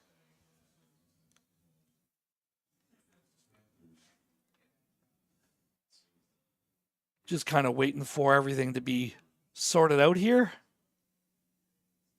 So it should be first from the 40, 39. Well, it's a 15-yard penalty. Yeah, but minus the 5 for the. Well, they give him the 5 yards. Oh, I see. And then they go back to 15. So it should be around the 50. Okay, my math is not that good. So 44-yard line. Here we go. First and 10 for the Panthers. Ball's at the 44-yard line. No, you're right, Ron. Just the yardage mark was wrong, but it's plus 10. You're good. You got it. See, I thought it was 15. I thought they'd go back. They only went back to the 10 for it, though. But is it first and 10 from? Yes, it's first and 20. It's first and 20. So it was after the play? Yeah. So, okay. Yeah. So they give him the... We're not trying to figure it all out sometimes on the fly. We're not referees or mathematicians, Ron. It's okay. No, I am definitely not either. I'm really impressed with this quarterback, St. Germain. He gets the ball. He knows where he wants to go. He delivers it on time. Mm-hmm. In Ottawa, Ottawa's a hotbed. They have a really great quarterback lineage there. Yeah, they really developed quarterbacks really well up there. 3-by-3 set. No running back in. This time they bring pressure, taking a shot downfield. The ball hangs up. No. It's the right call. I don't agree with it that he needed to. Was the ball catchable? Regardless, it's going to be a 15-yard penalty, an automatic first down for the Panthers. The ball is going to be placed approximately the 30-yard line. It'll be placed about the 29, actually. It's not a spot foul. It's a 15-yard penalty. So this is going to be coming back to the 31-yard line, 29-yard line for the Panthers. And it'll be first and 10.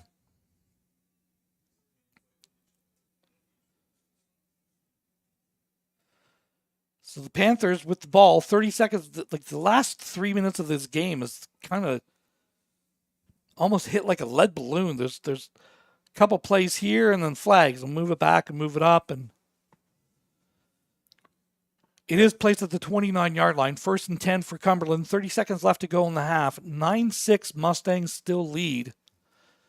Cumberland is knocking on the door. It's been a great defensive special teams battle first half. Neither offense has really got it clicking yet. I'm interested to see what the halftime adjustments are for both offenses because neither one of them has really got it going. Running back stays in this time. 2 to the field, 3 to the boundary.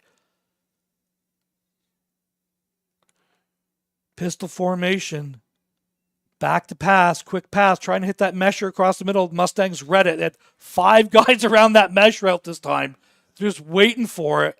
Cumberland receiver was looking around like... Yeah, I think there might be a little bit of extracurricular chirping going on in there. I'm sure there's pleasantries being exchanged. They've seen that route a lot today. So yeah, that time we had the safety coming down. He was coming downhill in a big way.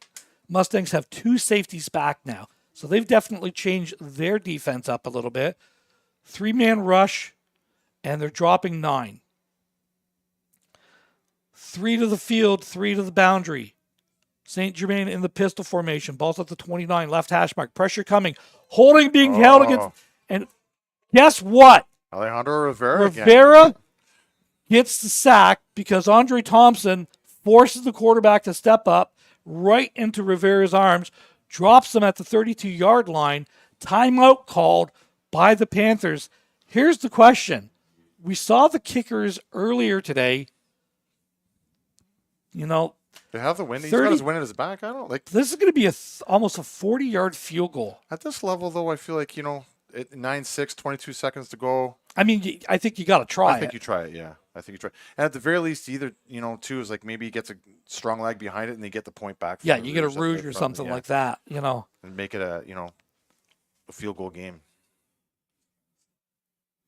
So the ball is at the 33-yard line. It is a left hash. If he's a right-footed kicker, this is a tougher kick.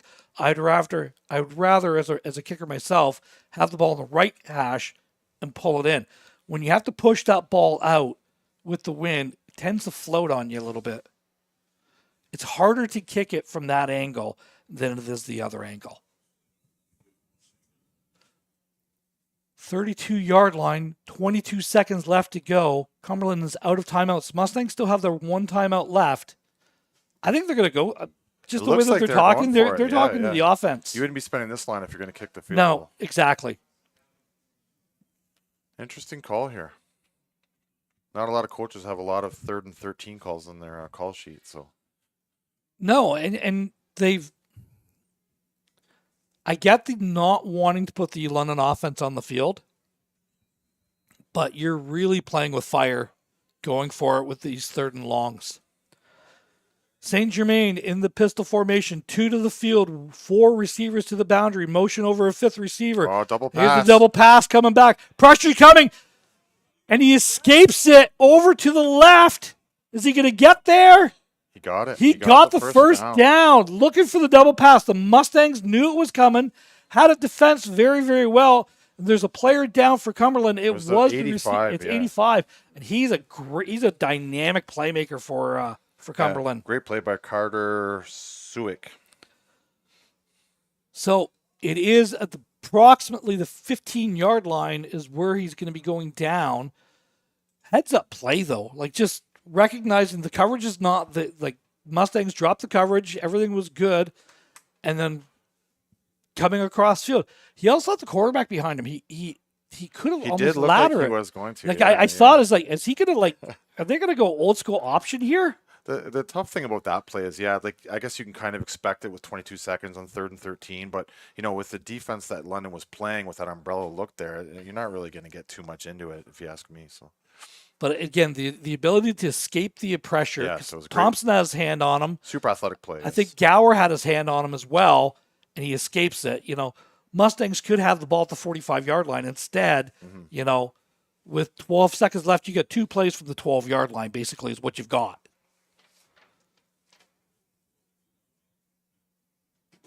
That's no good. Good to see him up and moving. Unfortunately, I think he's. I'm thinking about right now, just watching this young man come off the field, thinking about Liam Sweeney. I don't see him on the sideline at all now. So, our thoughts are with him right now, and hopefully he's okay. An outstanding young football player, but even a better kid. So, hopefully he's all right, and it's just something short term, and we can move on. And if it's not, then kid's a pretty big warrior, so he'll be back soon. So the Cumberland player is finally coming off the field, and type of injury doesn't look like he's coming back anytime soon, unfortunately. So they spotted it at the 13-yard line. Basically it's first and goal from the 13 for Cumberland. So 1 to the field, 1 running back in, 4 to the boundary. Looking for that one-on-one shot up top. Now that you've lost 85, that might be the only way to go here. Looking for that one-on-one shot. Jumps it. Touchdown, Panthers. They did get it. That was a great catch. And you get a celly. Yeah. So you got a 15-yarder afterwards with 1 second left to go. Cumberland jumps out and takes a 12-9 lead, barring the extra point. You knew it was coming the way the formation was. They had the double coverage over there. He just beat them to the sideline. And he's looked for two a lot today, so that's gonna obviously be his guy. Yeah, Saint Germain has played a whale of a first half here. Cumberland jumps out 12-9, barring the extra point.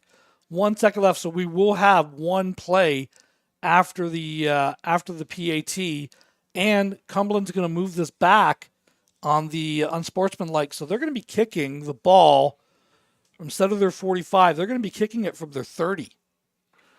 So start thinking about a return or something here. Mm-hmm. Can you break one to get your offense and life back into your offense?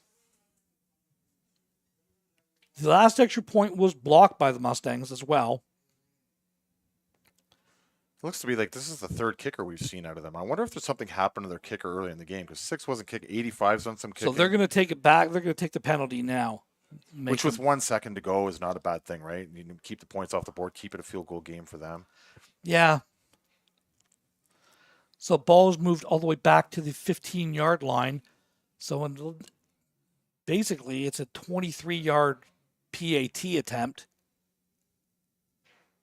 And you're right, it's the third kicker that they've had today. Yeah. 32 is the hold, or snap is down, the kick is away, and it is wide right. And that's no good. That's something to keep an eye on later in the game too. Obviously, they're not real. That explains why they didn't go for the field goal earlier. That's it kind of this kind of answers all the questions that we were asking about. Do you go for the field goal here? So 1 second left. 12-9. Panthers lead. 2 touchdowns, but 2 unconverted extra points. The Mustangs got a safety on the second drive of the first quarter for the Panthers. Since then, they've been shut out. Cumberland's done a great job defensively. Their defense has been outstanding, sideline to sideline, really taking away anything. And, a large part of that is obviously Sweeney going out of the game. But, I expect London will go into the change room. They'll have a talk with everyone, and they'll get this figured out in the second half. I know they've had a couple of first halves that they've struggled a little bit this year offensively, and they've really come out gangbusters second half. Well, it seems to be their MO. We lean on you in the first half. Yeah. As long as we're within the score, we feel we're in a good situation. And keep in mind, Mustangs will receive the ball to start the this second half. Might be a good time. I'm not sure if anyone knows where the kick's going to go, because it looks to be again another kicker in. But this might be a good point for if you're the Junior Mustangs and you have a trick play on your kick return unit. This might be a good time to use it with 1 second to go. Can you call a fair catch on the kick? I know you can in the NFL. I don't think you can in the CFL, because you got to give that. Yeah, I don't know that buffer. That, Ron. Yeah, I'm not sure. Because if you fair catch it, there's no time off of it until the ball is caught. If you fair catch it, the clock doesn't start. Technically, you'd have one more play. Would be an interesting play call, that's for sure. Returners are back too deep. Number 6 is the kicker. Squib kick, straight up the middle. Caught by number 50. 90? Alex Arnos. Arnos with the return. But that's going to bring you to the end of the first quarter. And kind of a shocker there. Midway through the first quarter, Sweeney goes out. Not to beat a dead horse, but Sweeney goes out. Thompson goes in. And the mood in the offense kind of changed a little bit. Mustangs got to get their stuff together here. Cumberland's did a good job of nickel-and-diming the Mustangs defense. 5 yards here, 5 yards there, consistently just moving the ball. Pinpoint passing by Saint Germain. Mustangs need to make a couple adjustments, but you're right. This is a second half team, and they're going to start the second half with the ball. Any other first half observations you want to make, Dave? Just again, for the Junior Mustangs, their special teams kept them in this game. Field position was a gigantic thing for them, which is always a big part of every football game. I think they're doing the right thing. I think they're going to continue to run the ball hard in the second half, and I think the defense will continue not to bend maybe a little bit. Great coverage down here on this last touchdown by 2 players from London right there. Great catch by a great athlete, and we'll see what happens. All right, 12-9, Panthers lead at the half. We'll be back shortly with second half action from London Football TV.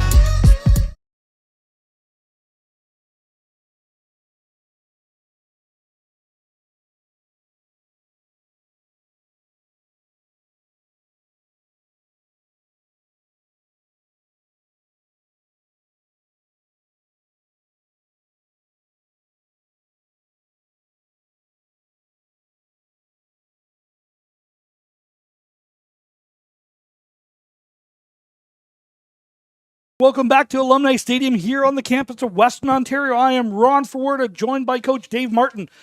This provincial OSFL semi-final game, Cumberland Panthers lead 12-9 in this game. Mustangs will receive the opening kickoff in the second half here. Dave, it's really been the story of Cumberland's side-to-sideline speed for the defense. The Mustangs offense just had no traction since midway through the first quarter. Yeah, I'm not worried. I think that, they're going to come out, they're going to get back to what they've done, and we talked about this at the end of the first half, is they seem to be a second half team. They're going to make some adjustments. They're going to, I'm sure they tweak some stuff with the offensive line, and they're ready to go. I saw Luke Wilson walk by me on the way up here. He looked a little angry. He looked a little intense, so I'm sure the boys got a good talking to, and they're going to be ready to go in the second half. Something producer Adam and I were talking about upstairs. Andre Thompson's going to be your quarterback here for the rest of the game with the unfortunate injury to Liam Sweeney, who we do see on the sidelines there. And, which is good news. Which is great news for him. Do you just, get a fullback in and just run some quarterback power? Yeah, you know what? If they have it, that's the thing is, if they don't have it in their playbook already, it's hard to install on the fly. Yeah, and especially with the other two quarterbacks that they've had in, not really those type of kids. Now, Andre does have some experience with this team as a goal line type quarterback, so that could be an idea of getting into the stuff that they used to run, which wouldn't be too hard to to get back and moving with that stuff. Yeah, he was the short yardage quarterback last year for the Junior Mustangs as they went on that championship run. I checked my phone at halftime, and I had no text asking what his high school offensive coordinator would have done. Obviously, they don't want my input. So the kick is away towards the sideline and out of bounds. Cumberland struggled. This has been the big advantage for the Mustangs. Special teams, which is a third of the game, has been a definite advantage for the Mustangs. So they're going to have the ball at the 40-yard line to start here as we see the team break the huddle. I don't see 85 out there yet. There he comes. Okay. So here comes Andre Thompson and the Mustangs offense.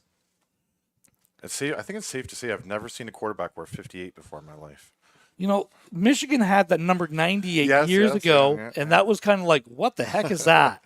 Usually you get like a 22, like a Doug Flutie, or a 20, Johnny Manziel, something like that. 58 is not your regular, quarterback number. 3 to the field, 1 to the boundary. Fullback is offset to the right. Inside handoff to Javon, and goes nowhere. Caught behind the line of scrimmage this time by the Panthers. Thrown down for a loss of maybe 1. Nowhere to go. Good penetration by the Cumberland Panthers. An interesting I keep saying Western, I apologize. London came out with where they ran power on that first play. So, maybe they could get a follow behind it afterwards. I didn't see many gap scheme runs in the first half, mostly zone stuff, but that was definitely they ran power on the first play of the half. So they're actually going to get him back to the line of scrimmage. No gain. Second down and 10. Same formation with the fullback this time is offset to the right. So 4 to the right, 1 to the left. Handoff to Roberts. Takes it over the right-hand side. Makes the first man miss at the 40 and then brought down about the 42-yard line. Gain of 2. Quick 2 and out for the Mustangs offense, and the Mustangs are forced to punt. Number 6, Oliver Raymond came downhill fast and hard on that play. Made a great tackle. That's the kid who's been going in and kicking as well, so obviously a pretty good athlete. So with the threat of the pass game kind of really diminished for the Mustangs, we've seen the Cumberland switch from that 30-man front to that 40 front. At what point do you lose the safety and go almost like a 44 type of look? I don't think they're going to switch it up now that they've had so much success with it until you have to. Yeah. Looks like offside. No flag. No flag. Garces kicks the ball. Good high punt. Fielded this time at the 25-yard line. Great coverage again by the Mustangs. This has been really their saving grace in this game has been special teams.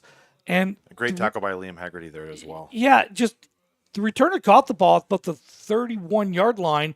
The ball's going to be snapped at the 29. He went backwards for 2 yards and just nowhere to go. Just outstanding special teams. Great field position again for London after being pinned in their own end. And again, the wind is at the Mustang back, and I'm telling you, the wind is howling out there. I was up top at half, and it's really, really blowing. So, first down for the Panthers. The ball is at the 24-yard line.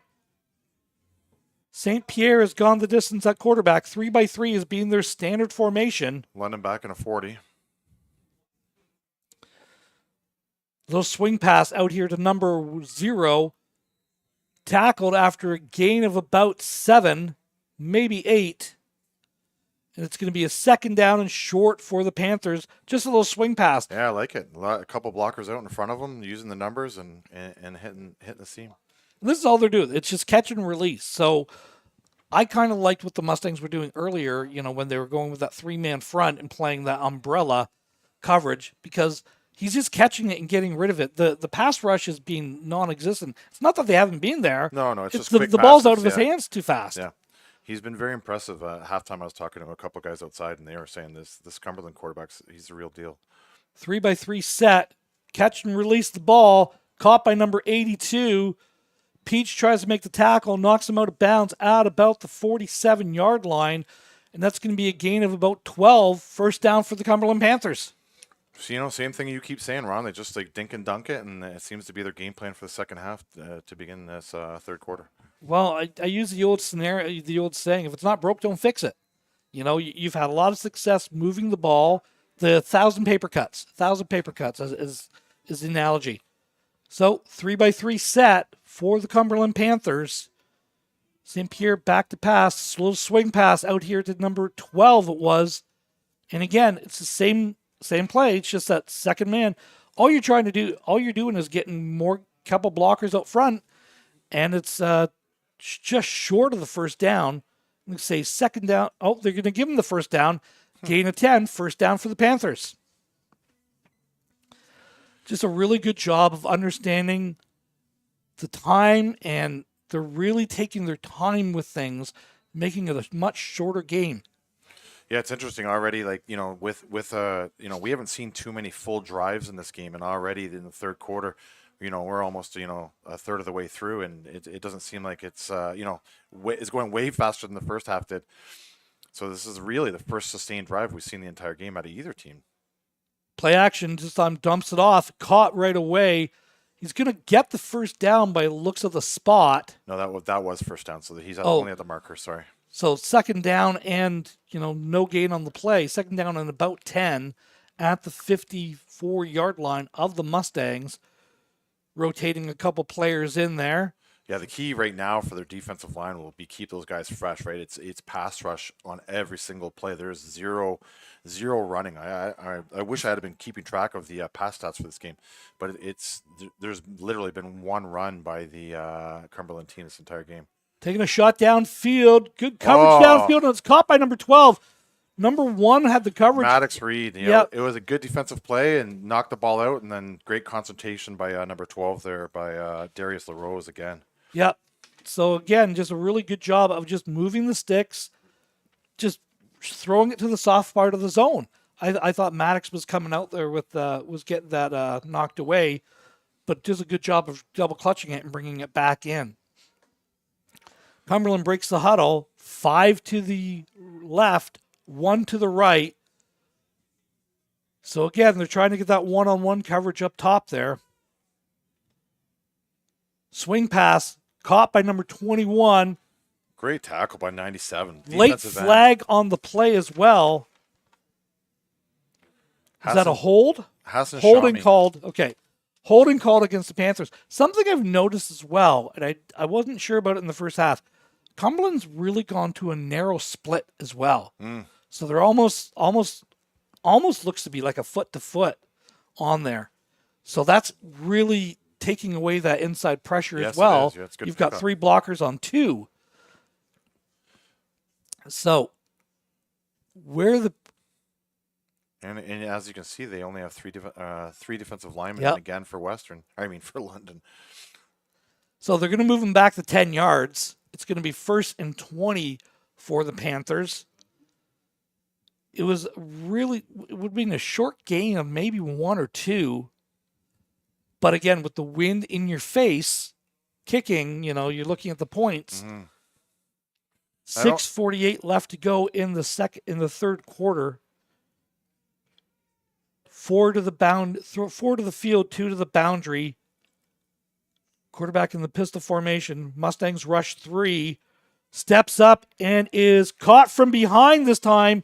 It's not number 33, 83. That's Weston Gower with the tackle. Gain of about 2 or 3. Good coverage downfield. Saint Germain tries to escape it. Weston Gower there to clean it up. And it's a second down and about 17 for the Panthers. And Thompson comes in as a pass rush specialist here on second down. Not too often you see your quarterback playing both ways, but obviously a talented kid. Second down and 17. The ball is at the 32-yard line. 3-by-3 set for Cumberland. Again, narrow splits. That's something that I just kind of picked up on recently. Trying to hit that swing pass, and it's tipped by Andre Thompson. Knocked away. Third down, and this is where the Mustangs have a definite advantage. No question in my mind at this point. I'm kicking the ball if I'm the Mustangs. We've seen 4 different kids try to kick field goals at halftime. Yes. It doesn't look like anyone's coming out to punt so it looks like they're going for it here on third and long. Well, it's a 6.5-hour drive to Ottawa, Dave. You didn't come down here to kick field goals. You came down here to win a game and score touchdowns. Big play coming up here. 3-by-3 set for the Cumberland Panthers. Mustangs with 3 down linemen. Motion across to a 4th receiver. Coming across. Pressure coming. It's intercepted by the Mustangs. That's JoJo Tepperman. Takes it all the way beyond the 40-yard line to about the 43. First down for the Mustangs. And flags fly. Well, he threw the ball at the defender after he caught it.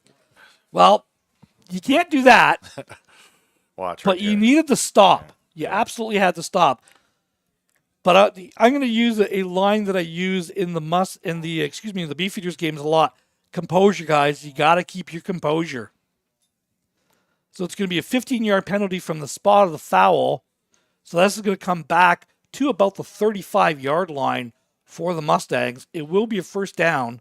And it's if you see that replay, there was nice pressure which flushed the quarterback out. So like that's they brought a fourth. They brought the Kindry. 4th. Yep. Yeah, Kindry came in for the blitz, and then it kind of flushed quarterback out, and he had to think, and sitting in that umbrella coverage where you have most of the field covered, he literally just passed it right to JoJo there, and it was a nice play by him, but unfortunate at the end that I don't think it was emotion. Malicious. Yeah, no, it's just the emotion of excited. The moment. Yeah. Especially after a second one of the game, the first one didn't count. Kids love that stuff. So 34-yard line, the ball's on the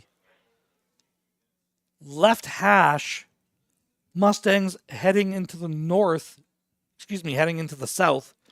North is at their back. Andre Thompson in at quarterback. Javon Roberts in at tail. 3-by-2 set. Thompson back to pass. Taking a shot downfield. He's got a guy. It is caught and dropped, unfortunately. McBurney, the intended receiver. That's a 50-yard pass, Dave. This is a defensive end at the next level. That's a 50-yard pass. I've seen it a few times. Unfortunately, he had Drake Logan in the seam open early, and he kind of missed it. But hopefully that's something they keep coming back to and using that arm strength. Second down and 10 for the Mustangs. 5:13 left to go in this third quarter. Panthers lead 12-9. Mustangs break the huddle. 2 to the field, 2 to the boundary. Fullback is offset to the right, to the field side. Thompson in that quarterback. Pistol formation. Starts him in motion. Back to pass. Pressure coming. Andre Thompson waves somebody around. Makes the first man miss. Andre Thompson going to be close. Gains about 7, maybe 8. He is going to be short of the first down. But without hesitation, the big boy package comes in for the first time today. Interesting. Gower's coming in. Gower's coming in. Kindry's coming in. Number 43 came in as well for the Mustangs. That's Nicholas Kasman. So who goes to quarterback in this package? I believe the quarterback is Andre. No, he's out of the game. Is it Roberts? It's Roberts. Yeah. No. Yeah, it looks like Roberts. There's a quarterback in. That was a Gower. It's Gower. Oh, boy. Oh, yeah, offside against the Mustangs. It would have been a huge play. He's got to tuck that ball in, though. He can't have that out there like a loaf of bread. Right there, I would have been all over him for that. I'm not getting in that kid's way. He can hold it where he wants to hold it. We talked about you can't teach 6'8", like Andre. Yeah. Gower's not far behind him. No, he's a very special kid. Very special kid.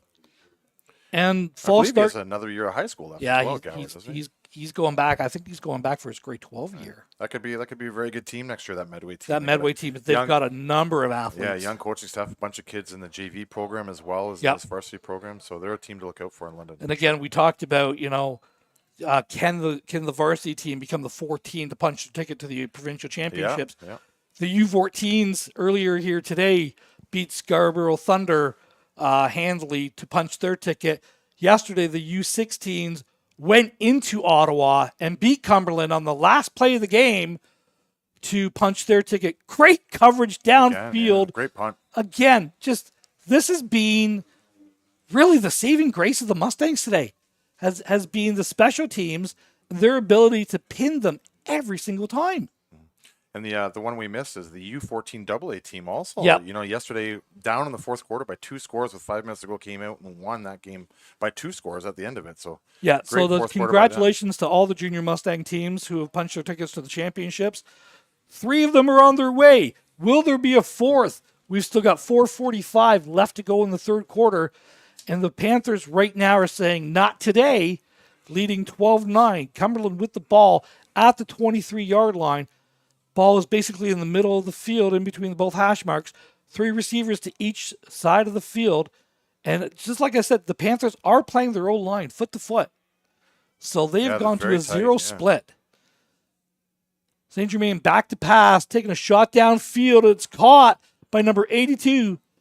Spins it, gets it beyond midfield, gets it beyond the 50-yard line to about the 53-yard line. Big gain of about 30 yards there for Cumberland. And just first down for the Panthers. Out and up route. And a late coverage flag. Late flag. Don't know if that was against the bench or if it's against who. But this is a great late catch. Great catch, though. Simple. It's just simple play design. You just outflanking them right now and just throwing it into space. I think, this is called against Cumberland. Objectionable conduct called against the Panthers, so it is a 15-yard penalty from the spot of the foul. This might have been a bench penalty. It looks like it, yeah. The way that the coach is back on the field. So it's going to be at the 52-yard line. You're going to go back 10 yards, 42, 37-yard line or objection is only 10, right? Yes. So it's going to be at the 42-yard line. It's you know what, I can't say enough about this quarterback, St. Germain from Cumberland. He is a very talented kid. Put the ball right where it needed to be. Great catch by the receiver in coverage as well with a lot of bodies around him. But a heck of a play. So after the first down, the penalty, it is first down for Cumberland at their 41-yard line as the spot. Cumberland with that 3-by-3 set, they've had a lot of success with. They've basically just spread the Mustangs defensively out and taken their pass rush, which is one of the big factors for the Mustangs, completely out of the game. Play is whistled in. St. Germain in the pistol formation, standing with his feet at the 35-yard line. Catches a low snap, delivers it, just a simple outright complete to number 82. Back to about the 47-yard line. Going to give it a gain of about 6, 2nd down and 4 for the Cumberland Panthers. And everything's just timing for them at this point, right? Just catch the ball, know where your guy's going to be, and hits the out there in perfect timing, takes this drop. Again, I've probably said it too many times, but I'm very impressed with this kid. So at what point do you run the wheel? Try to get the DB to jump up. They are, I think with this coverage that they're dropping in the umbrella, I think it's going to be hard to get that, with the 2 high safeties, if they're staying home, that would be tough to hit, but it might be something worthwhile looking at and checking out because they have been running it a lot. Yeah, because I love the out pattern. Yeah. I'm a huge fan of the route. It's so hard. This is a perfect example of it's so hard to cover on a consistent basis. We have a 2nd down and 5. They gave him 5 yards on the completion. So 2nd down and 5 here. The way that everything's going, if you can run that wheel, you might be into something big there. Yeah, it's maybe something they have in their back pocket, maybe something their spotter up here has been keeping an eye on. I just feel like until London can come up and consistently stop that, or make a play on the ball at least, it's something you keep going to. It's the old analogy. If it's not broke, don't fix it. Yeah. You catch it, that's the thing though. If you're running a wheel, your quarterback's got to hold it more, then that pass rush comes into effect. 3:49 left to go in the 3rd quarter. Referees have coming back on the field. 2nd down and 5 for Cumberland. No, we're going to come over and talk to the other sideline. I'm interested to see what's going on. There wasn't a penalty on the play. There doesn't seem to be any arguments by the coaches. They were taking notes. I know that. So they were taking notes on something. So there was some type of either a discrepancy or someone was like... So I'm hearing from the other room, there's offsetting objectionable conduct penalties against both teams. So that would explain the talking to both teams and get the notebook out. You have to record those. You get 3 of those and you're out of the game. Panthers 3-by-3 set. Catch and release. And it's intercepted by the Mustangs. Is that Peach? Number 33. Oh, no, it's... Number 33 for the Mustangs. He read it. And this was the other thing I was starting to wonder about, Dave. Sawyer Emmett again. Sawyer Emmett. We've said it a few times today, yeah. We've seen these guys run the same pattern over and over and over and over and over again. At what point do you do something different? Or at what point do you go, forget it, I'm going to jump the route? Yeah. And Emmett jumps the route. 1st down for the Mustangs. Ball's at the 21-yard line.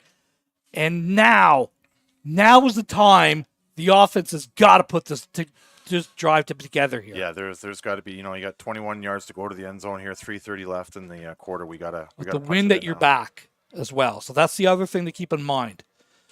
Thompson in at quarterback. Javon Roberts in that tail. Handoff to Robert, straight up the middle, makes the first man miss. Robert can take it to the house this time. Gets caught at the 5, stretches out about the 2-yard line. He was down. 1st and goal for the Mustangs at the 2. There's finally some explosion to that run game. And that's what you have to do, especially after turnover. You need a big play on that next play. And, they did the right thing, kept the ball on the ground with who's got them here, and Javon Roberts. And, it looks like, they're on the door and they're ready to score. Thompson in at quarterback. This time they do not bring the Rhino package in. They keep their regular offense out. 2-by-2. Fullback is offset to the boundary.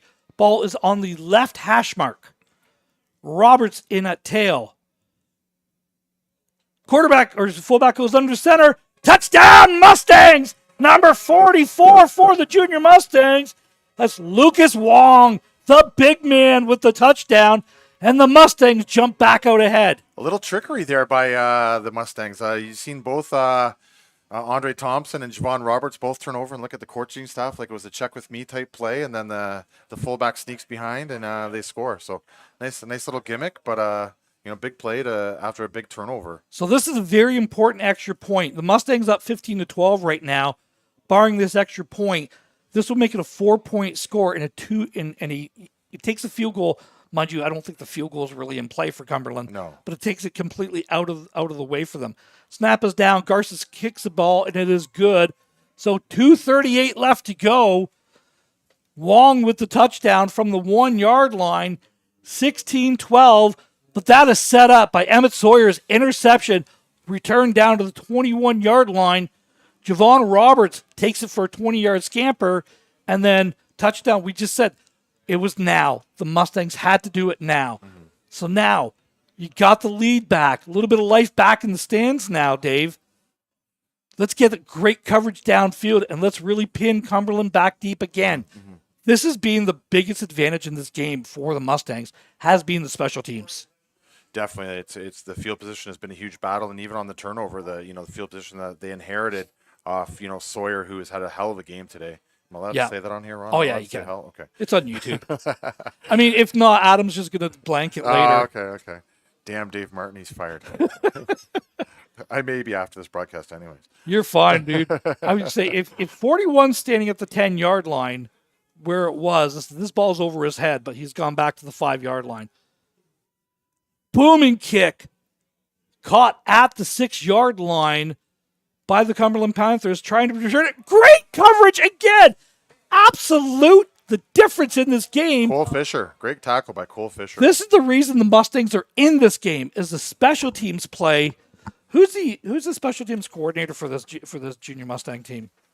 He needs a raise. I think it's Curtis Minifee. Yeah, you know what?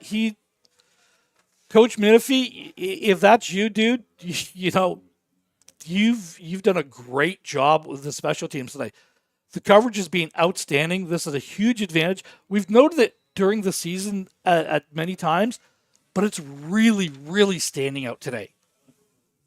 So Cumberland, deep in their own end zone. That's what we talked about. Let's get them pinned deep. Ball is on the 19-yard line. There's that tight bunch look to the field, 2 to the boundary, 2 running backs in this time. Offensive line is spread up a little bit. A little rocket reverse happening. Gower's there, forces them out of bounds after a gain of maybe 1. Now they're going to give them 2. But Gower didn't really make a play, but he extended that play out of bounds. So great job by them. Cumberland, they have this is a tough team to prepare for. They have a lot of formations, a lot of guys moving around, a lot of different looks. That's probably only the second planned run we've seen this game. And actually, they're going to give him 4 yards on the run, which is more than I thought he had. But we're going to call it 4 yards. 2nd down and 6 for the Panthers. You have an illegal formation here. You got 2 men on the line. That receiver can't release. St. Germain back to pass, scrambling out. Oh. Tackled at the 30. If we can get that up here again, Dave, watch the second slot. He's on the line, and he releases, but they had another man out wide. Well, he ended up running the ball, so it didn't affect him either way. I see. You're right. There was 2 men. And they had the other they had the receiver on the other side. Good pickup, Ron. I'm not just another pretty face. Ball's at the 30-yard line. I'm killing this now. I'm killing this now. I noticed they haven't shown us the camera yet, so. Ball's at the 30-yard line. The ball's on the left hash mark. Cumberland with 3 receivers to each side of the ball. Back to pass. Pass intended for number 82 falls incomplete. Just that little out pass again. And it's the third man that's doing the out. So that's the advantage. It's either the safety or that third guy that's got to track all the way over in that trail position. And that's a tough throw to the field too for a kid to make. The out to the field it's a pretty high level throw. So 1 minute exactly left to go in the third quarter. Mustangs have taken the lead in the third quarter, 16-12. Cumberland with the ball, 2nd and 10 at the 30. Cumberland breaks the huddle. 1 running back in, 3 to the field, 2 to the boundary. St. Germain in the pistol formation. Pressure coming, throws it down the sidelines, and it's out of bounds. Mustangs defense holds. No first downs given. So, actually, no, excuse me, 1 first down given. Third down and 10, and now we see the punt team come out. With the third punter of the game. So, now this is where kicking into the wind, you've got 1 man deep in number 11 for the Mustangs. They're going to have 10 guys coming. Remember, Cumberland got that weird bounce kick recovery. So, here we go. Mustangs showing pressure. And they do come after it. Oh. It's almost blocked. Short kick. Picked up by the Mustangs. Takes it to beyond the 50, beyond the 45. Pushed out of bounds about the 42-yard line. Great field position for the Mustangs with the ball. They're going to spot it up at the 40 by the looks of it. 14 seconds left to go in the half, Dave. I like how Liberty is. He's very calm with the football, right? Caught it, paused, let them make a decision. Get some positive yards out of the play. Great field position for them to start. We've talked about this all day, that the field position battle has been won by the Junior Mustangs. Maybe they can do something with it again.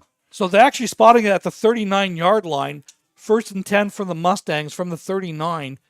14 seconds left to go. Probably one play left in the quarter. 3 to the field. Fullback offset to the boundary. 1 running back in. Great catch by Drake Logan. Andre Thompson completes it to Drake Logan. And Drake Logan, this is how you got to get the receivers involved more with that kind of step-off screen. And that's the end of the third quarter. Yeah. Mustangs lead 16-12. Go ahead, Dave. I've been wondering why, they haven't really tried to get the ball to him too much. I know that in the past game, it's not the same as it would be with Sweeney in there. And there's, that kid with the ball could be very special today. So maybe they found something here going into the fourth quarter. The defense knew it was coming, and he double clutched it and still threw it. Don't know if, at some point, Andre is such a special athlete. What point do you just put the ball in his hands and let him be special? I'm assuming going forward, we don't know what the status of Sweeney is, but if they're lucky enough to get out of this game with the win, then they'll probably plan next week and design a little bit, make some changes to the offense so it's more suited to Andre's Andre's type of game. I'll tell Luke Wilson if he wants to give me a call. I can I can give him some tips if he needs. You got a playbook himself? I might have one somewhere. Again, like Andre Thompson, like we've talked about, and anybody from this area knows, he played quarterback last year for South and was very, very dynamic and can actually play offense. Yes, he's a very talented kid. So Thompson keeps the ball himself, takes it over into the right, throws. He's got a man wide open. Touchdown, Mustangs! Number 11, your guy, Dave. This guy has just been dynamic. Ian Labarette is the guy. He absolutely does a great job. He's coming from the inside position at the slot position from the wide side of the field. Look at that drag all the way across. He had Drake Logan there as well, and Wong across too. He didn't want to take the short dump. He wanted to hit the home run. So now we see, does the offense stay out? Okay, so they're just making substitutions for the extra point. That's a huge play, absolute huge play for the Junior Mustangs. 11:47 left to go, barring the extra point here. This will make it a 2-score game. Snap is down, the kick is away, and it is good. Mustangs take a lead, 23-12. We talked about, well, maybe not the panic mode in the first half. The offense on you, wears on you. Are we seeing results of that now? Yeah, I think so. They haven't had a ton of success like they thought they would, but they haven't abandoned what they do, and that's a big thing with Yeah, it might not be going your way today with every aspect, and the other team's defensive game plan is very good. However, you keep going with what got you here, and that's what they've been doing. And Roberts hasn't had his usual day. However, it's opened up some other things, and in the quarterback switch, due to the injury, it took a little bit to get going, but it seems now that they're starting to roll a little bit. So, and again, Thompson seems to have settled down in the second half as well. You're right. Talk to him at halftime, settle him down. Let's get a couple really decent, 2 or 3 really good plays here. What do you like? What do you know? What can we do? And they've come out and done a great job with that. Garces to kick the ball. The wind is now in their face. So this is something that's going to come into a factor yet.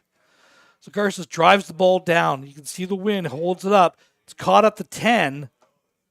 Good coverage downfield. Again, the coverage downfield by the Mustangs, it's just been tremendous all game. Nick Casimir there, one of the fullbacks, just takes on the first guy at point of attack and just blows up all the blocking scheme and allows other people to make the play. Great, great non-selfish play by him. Yeah, I was looking down there going, who is 43, trying to come across it because I spotted it too. Just a heads up play. The St. Joe's kid, I think he's playing Beefeaters this fall as well. So good job for him. His last OSFL or potentially his last run with the Junior Mustangs. So Cumberland breaks the field. breaks the huddle 3-by-3. They've been in this primarily all game today. Mustangs with 3 defensive linemen, 4 linebackers coming. And it's almost intercepted this time. Number 1, number 8, is that Haggerty? Yeah. Haggerty was there, and then Maddox was there. Woj was there. So there's a number of guys. Did the defense kind of figure it out yet? I think now they have to get a little bit away with only, we're into the fourth quarter. Cumberland's, they got to get some yards. They can't keep dinking and dunking and running that clock. They need 2 full scores without a kicker. Well, that's the thing. The kicking game for Cumberland has proved to be non-existent. You've had both your extra points blocked in this game. Field goals are out of the question, so you need 2 touchdowns. So, not that there's a lot of time left, or the clock is down, but you got to get in there. And again, St. Germain absolutely gets rocked by Andre Thompson, who cleans it up. It's going to be 3rd down and about 6 as we see the punt team come on for the Panthers. Yeah, Tanner Burke came in there and made a really nice play. Oh, no, that's not 90. That's not Tanner Burke. It's 95. Liam Santos' Wombag again made a really nice play, and the quarterback's lucky there because he almost got high load there. by about 500 pounds coming right at him. So Cumberland, with the wind at their back, punter standing at the 12-yard line. He'll kick this about the 15. There's been an adventurous kick in this ball today. The kick is away. Not a bad kick. Good kick. Bounces at the 50. Picked up at the 47-yard line, makes the first man miss, and then brought down at the 50. Great coverage that time by the Panthers. Number 7 with the coverage. Abdul Al-Halak. I say I'm not trying it, Dave. That was great open field coverage. That was great tackles. But again, the field position with the wind at your back, you should be about 15, 20 yards back, more in the Mustangs end. This really has been the one glaring difference in this game. Has been the special teams advantage for the Mustangs. And where we saw in the first half, it seemed like Cumberland's offense was on the field the entire half, basically. The Junior Mustangs offense now in the second half has been on a lot more, allowing that defense to get a little bit of rest. And we've seen it, so, it's provided some big dividends for them because they've had a couple big scores here in the second half. On a penalty tacked on, I wonder what that was for. So I thought they were pointing, it was Cumberland's ball. So it's an illegal block in the back by the Mustangs. 10-yard penalty, so it's brought back to the 40-yard line. So this is where you're kind of expecting, even maybe further back a little bit more. But really, it's the special teams has been the saving grace, so to speak, for the Mustangs. The coverage for this team has been better than, I've seen in a long time, including CIS at that level as well. Just tremendous job. You can tell that they work on the special teams a lot here. Yeah. And like you said earlier, it's a huge part of the Canadian game, a third of the game, especially in 3-down football here. It's really done some bonus stuff today. 3 to the field, 1 to the boundary. Fullback is offset to the boundary to the right.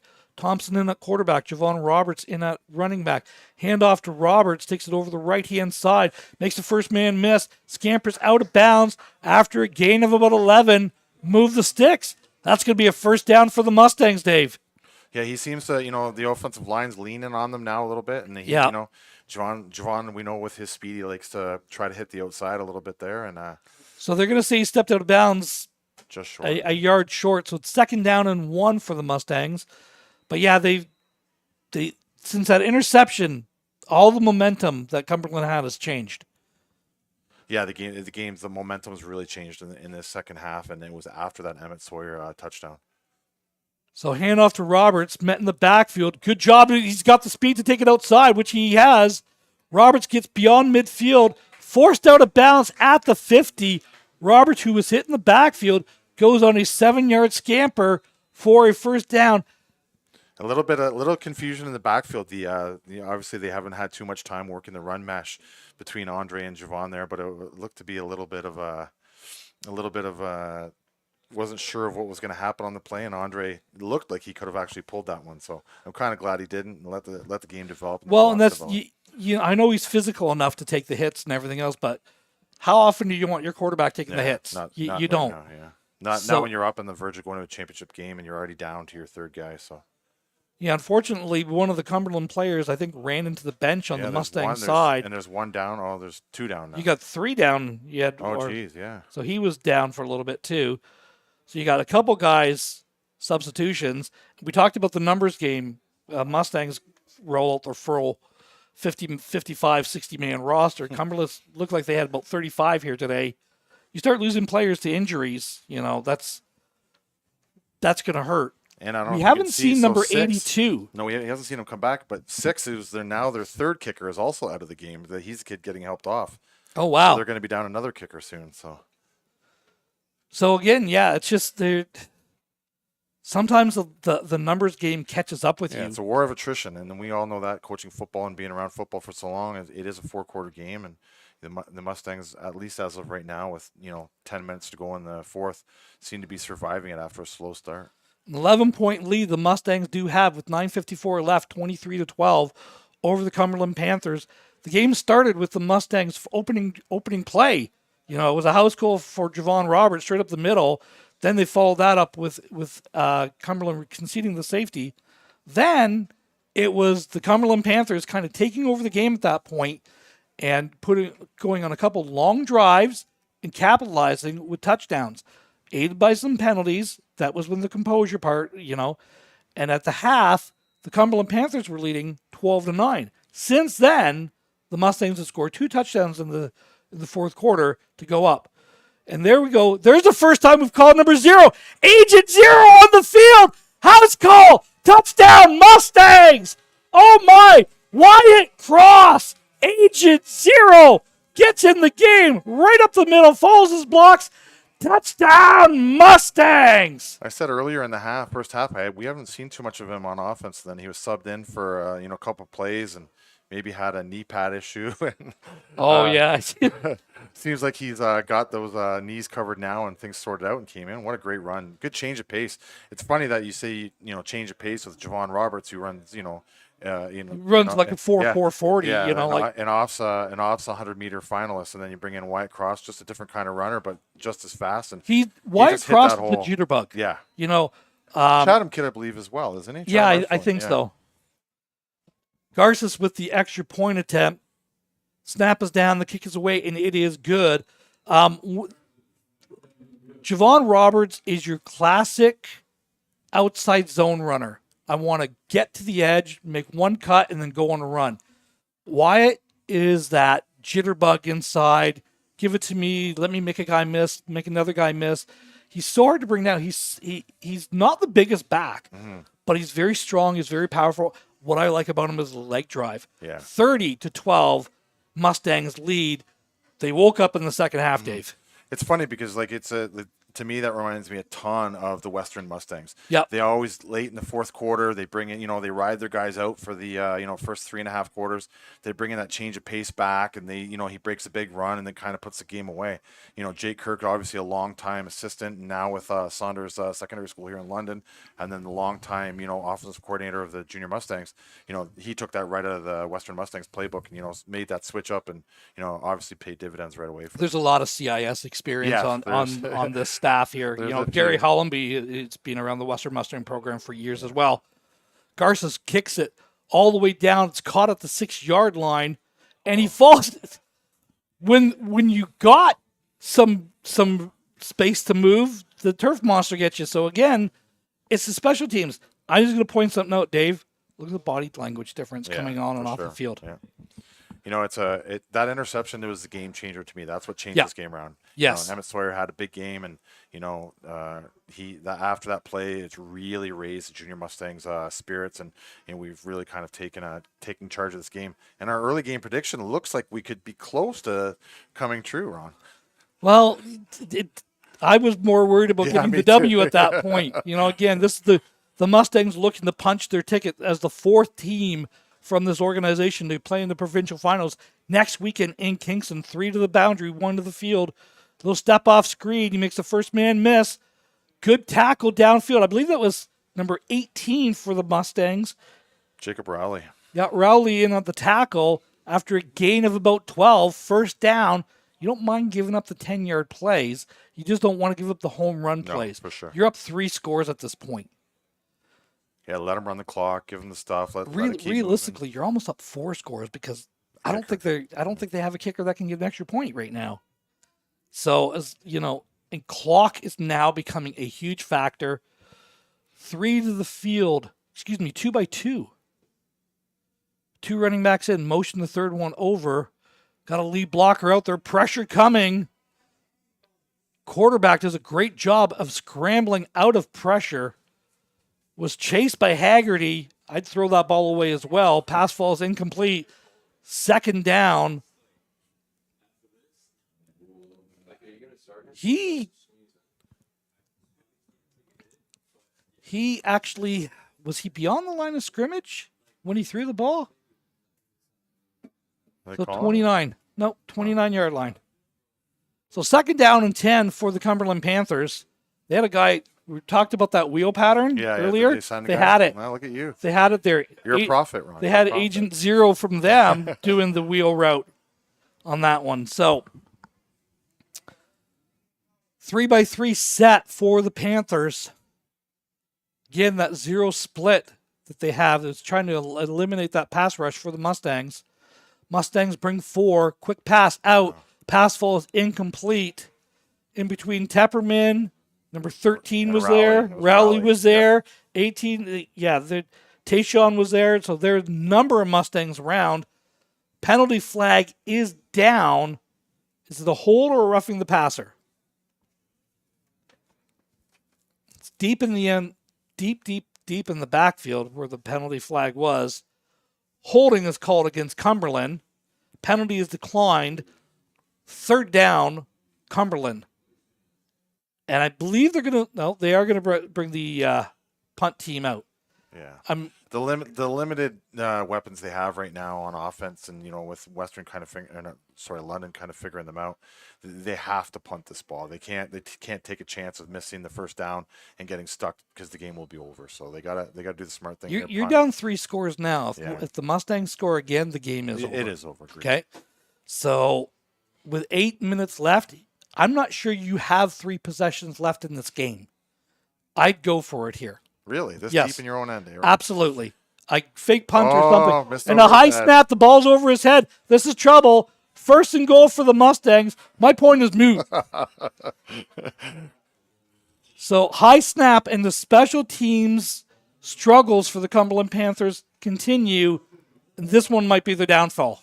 Yeah. First and goal for the Mustangs. The ball is going to be at the 4-yard line. We see big Andre Thompson coming in, who's done a really good job in the second half here of playing quarterback for the Junior Mustangs after a rocky start really midway through the first quarter and on. Ball's at the 4 on the right hash mark. 7:48 left to go in the ball game. Mustangs lead 30-12. Roberts back in the game here. And here we go, 44. Wong takes it straight up the middle again. Lucas Wong, touchdown, Mustangs! His second one of the day. They did the same thing. Did you see Andre start to walk out to the receivers? That's funny. And that could be game, set, and match on that one. That's going to put you 36, barring the extra point, 37-12 for the Mustangs. A 25-point lead. It really has been a tale of two halves for them, especially offensively. Well, we talk about it on so many broadcasts. It's like first half, it's not so great, but it's the body blows, it's the body blows, it's the body blows, and the offensive line, which we were kind of going, they're not really dominating like we usually see them. They're dominating now. Yeah, very physical, and that's why you play 60 minutes, not just 30. Yeah, exactly. So Garces, they're going to have a time count violation because I don't know if they got too many. Yeah, they didn't have enough men. So they're going to allow the time count. You can either move it back now or move it back on the snap. On the kickoff, which I imagine they're going to do. Nope, they're going to move it back now. Okay. Seems like a waste, especially with Garces. Well, this kid's money from 40 and in. But again, the wind is in his face. It's blowing around quite a bit, although it has died down later in this quarter. Snap is down, the kick is away, and it is good. 7:37 left to go in the ball game. Mustangs on their verge of punching their ticket to have the 4th London team represented next weekend in Kingston. I'm assuming against the Junior Grenadiers. When is that game? The Junior Gales. Is it currently on right now? I'm just checking it right now. I'm actually just going on the scoreboards to see on the OSFL website if there's any update on those scores.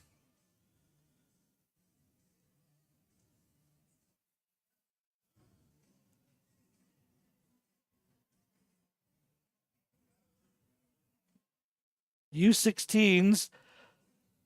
Well. The U16 Hamilton Junior Tiger Cats beat the Kingston Grenadiers.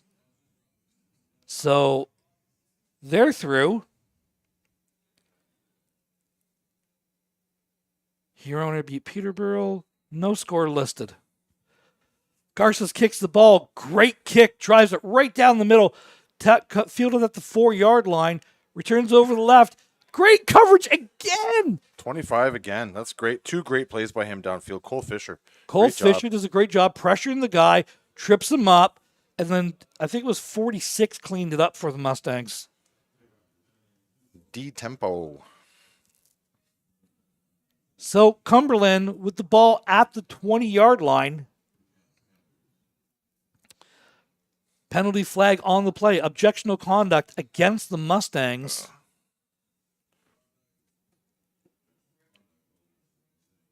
So 10-yard penalty from the end of the run.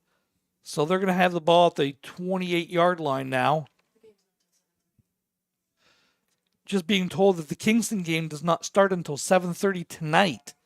So, I wonder if they're going to have as great a stream as we have. I would say, I wonder if they're going to do a stream, because I'd be 100% watching that. If you're from the Kingston area and watching this, shout out. Hit the like and subscribe button for us. You know, producer Adam and producer Stephanie here, cameraman Adam today, they got a kid to play for college, and they could use the dollar hit that you get from YouTube. Panthers break the huddle. 1 running back in, 3 to the field, 2 to the boundary. St. Pierre, you know, despite the fact, realistically, it looks like Cumberland's going to come out on the short end of the stick, this kid's played himself a whale of a game. Very, very talented young quarterback. It looks like by looking at the roster, he's got another year left at least. So, I'm sure we'll see him again. And I'm not sure. High school football in Ottawa is different. A lot of teams don't have a high school season. It's kind of split between club and so he might be a high school kid and he might be a club kid in the second half. Jet sweep caught in the backfield. Number 26 was the ball carrier. Big number 30. Rivera he's had himself a whale of a game. He's playing that defensive end position now for Andre, and just swallowed up the jet sweep. No gain on the play. Second down. Yeah, a very underrated high school football player in this area, and played on a really good Laurier team for years. Yeah, he's always a kid here. When we were at South, we were always worried about him, and he's really made a name for himself. And I guess he is going to be a beefeater after this, and after a couple more weeks here with London. Beefeaters kick off August 2nd against Hamilton. Shameless plug. You can see that game on London Football TV. Here's that bunch formation, 3-2 with one running back in. St. Pierre's under center, toss play to number 22, trying to get the edge. Cleaned up by number 30, Rivera, coming from the right defensive end position, tracking it all the way across, and no gain to short gain on the play. Third down and 9. Yeah, I don't want to say Cumberland's given up, but down 25, you line up in the double wing, and you, for the first time in the game, run a true run play with your running back, on second and long. It's, maybe they have some injuries there, but that's pretty deep down your playbook, if you're asking me. So Cumberland punter is back to kick. He's standing on the 15-yard line. Mustangs showing pressure, but they do have 2 returners back this time. Another not great snap. Not a very good punt. Punt bounces at midfield, picked up by number 19, It's returned beyond the 52, about the 48-yard line. Ethan Christian, his first action of the day. So Ethan Christian with the return. Good, lots of coverage down there. Good coverage by Cumberland that time. Don't try to outflank things and everything else. Hit the seam, get some positive yards, maintain possession, and let's go play offense. Mm-hmm. So ball's at the 47-yard line. 5:15 left to go in the ball game. Mustangs have pulled away in the second half here, leading 37-12. Again, I am the coach, Ron Ferwerda. I am joined by Coach Dave Martin.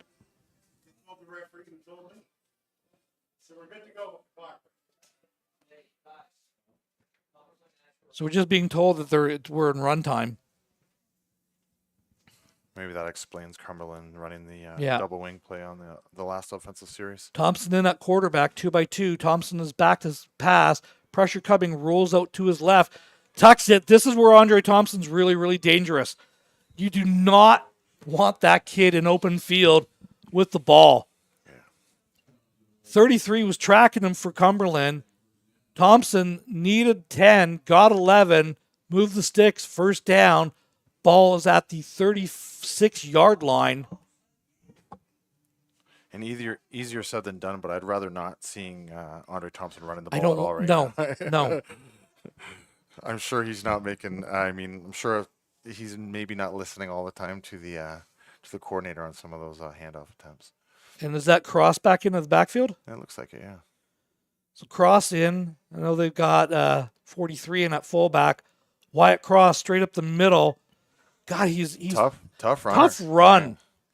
Because he was being dragged, and after contact, he probably scrambled for another 3 yards after that. Just a really dynamic runner. He's such. He really is. He's lightning in a bottle. Mm-hmm, mm-hmm. So quick. He's not the biggest kid, but he's so quick, and he's got great moves and good power. Number 5 is in at the tailback position now for the Roberts. It's Amiri Douglas. Thompson in at quarterback for the Mustangs. 2x2. Fullback is offset to the right to the field. Handoff to Amari. No gain on the play. Maybe a loss of 1. That's going to bring up a third down and about 3 for the Mustangs. And again, let's try to get different kids in the game. Yeah. Get some kids who haven't had too many carries this year, the ball a couple times. You don't want a field goal here. I want to run the play. I'll take the 20 seconds off clock as we hit the 3-minute warning injury. Yeah, unfortunately, for Cumberland, they got a long bus ride back to Ottawa, but, they have nothing to hang their heads. They stuck with, arguably the best team in this province for 3 quarters, maybe got a little wore down, which is part of the Junior Mustangs plan, but, they should have nothing to hang their heads about. They did a great job today. Well, the hosts in Kingston might have something to say about what you just said about the best team in the province, but let's look at things realistically. The best organization in the province is sending its 14 to the provincial championships. To have a team in the AAA level at all 3 of those age groups is gigantic for this program. It's not the first time it's happened. No. But it's a huge part of this program, and it's something that, like a dear person to both of us, Jake Kennedy, back in the day when we, him and Danny Valenti kind of started this program, they really were, trying to build something special in London. And, now with, Mike taking over as the president, Mikey Valencia running the other side of it, we're in really good hands here in London, and, obviously a hotbed for football, and having 3 teams in that championship next weekend in Kingston is huge for our city and huge for our program. We have 4. Yeah. Yes, the AA 14s as well. Yeah. So you've got the AA, the AAA 14s, the AAA 16s, and the AAA 18s. Mm-hmm. 4 out of 4 possible teams in provincial championships are going to be in provincial championships. Weston Gower in at quarterback, straight ahead. Did he get it? Not sure. Really close. I think he's short. I think he was short by maybe a half a yard. I think he had to get beyond the 26-yard line, and I think he got to maybe the 26.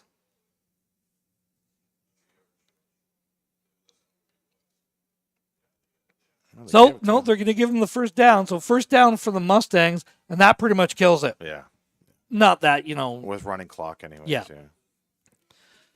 So, the Mustangs barring the outcome tonight, this is the matchup that everyone was kind of pointing to all along, saying Kingston. And you look at Kingston's record; they can put points on the board. They have a very, very good defense, but can they hold up to this offensive and defensive line? And another thing is what's going to be the answer at quarterback for the Mustangs. Thompson keeps the ball, pressure coming, scrambles out, dumps it off, caught by number 43. That's Frank. that's Nick. Oh, is it? Nick Kazmar, with the reception. I think that's his first reception of the year. Oh, nice. So gain of 7 on the play, big gain on the play, 2nd down and 3 for the Junior Mustangs as we hit under a minute left to go in the ball game. Impressive second half. We talked kind of off air going, I'm a little worried right now at halftime, with everything that was happening. And this team just takes it in stride and just deals it again and again and again. Kingston, be ready, because you can guarantee the Mustangs will be. Handoff to, I believe it was number 19 for the. I think it was Ryan Ball. Looks like. Oh, maybe I'm not. Maybe I could be wrong. Can't quite check I couldn't quite see the number. 16, maybe.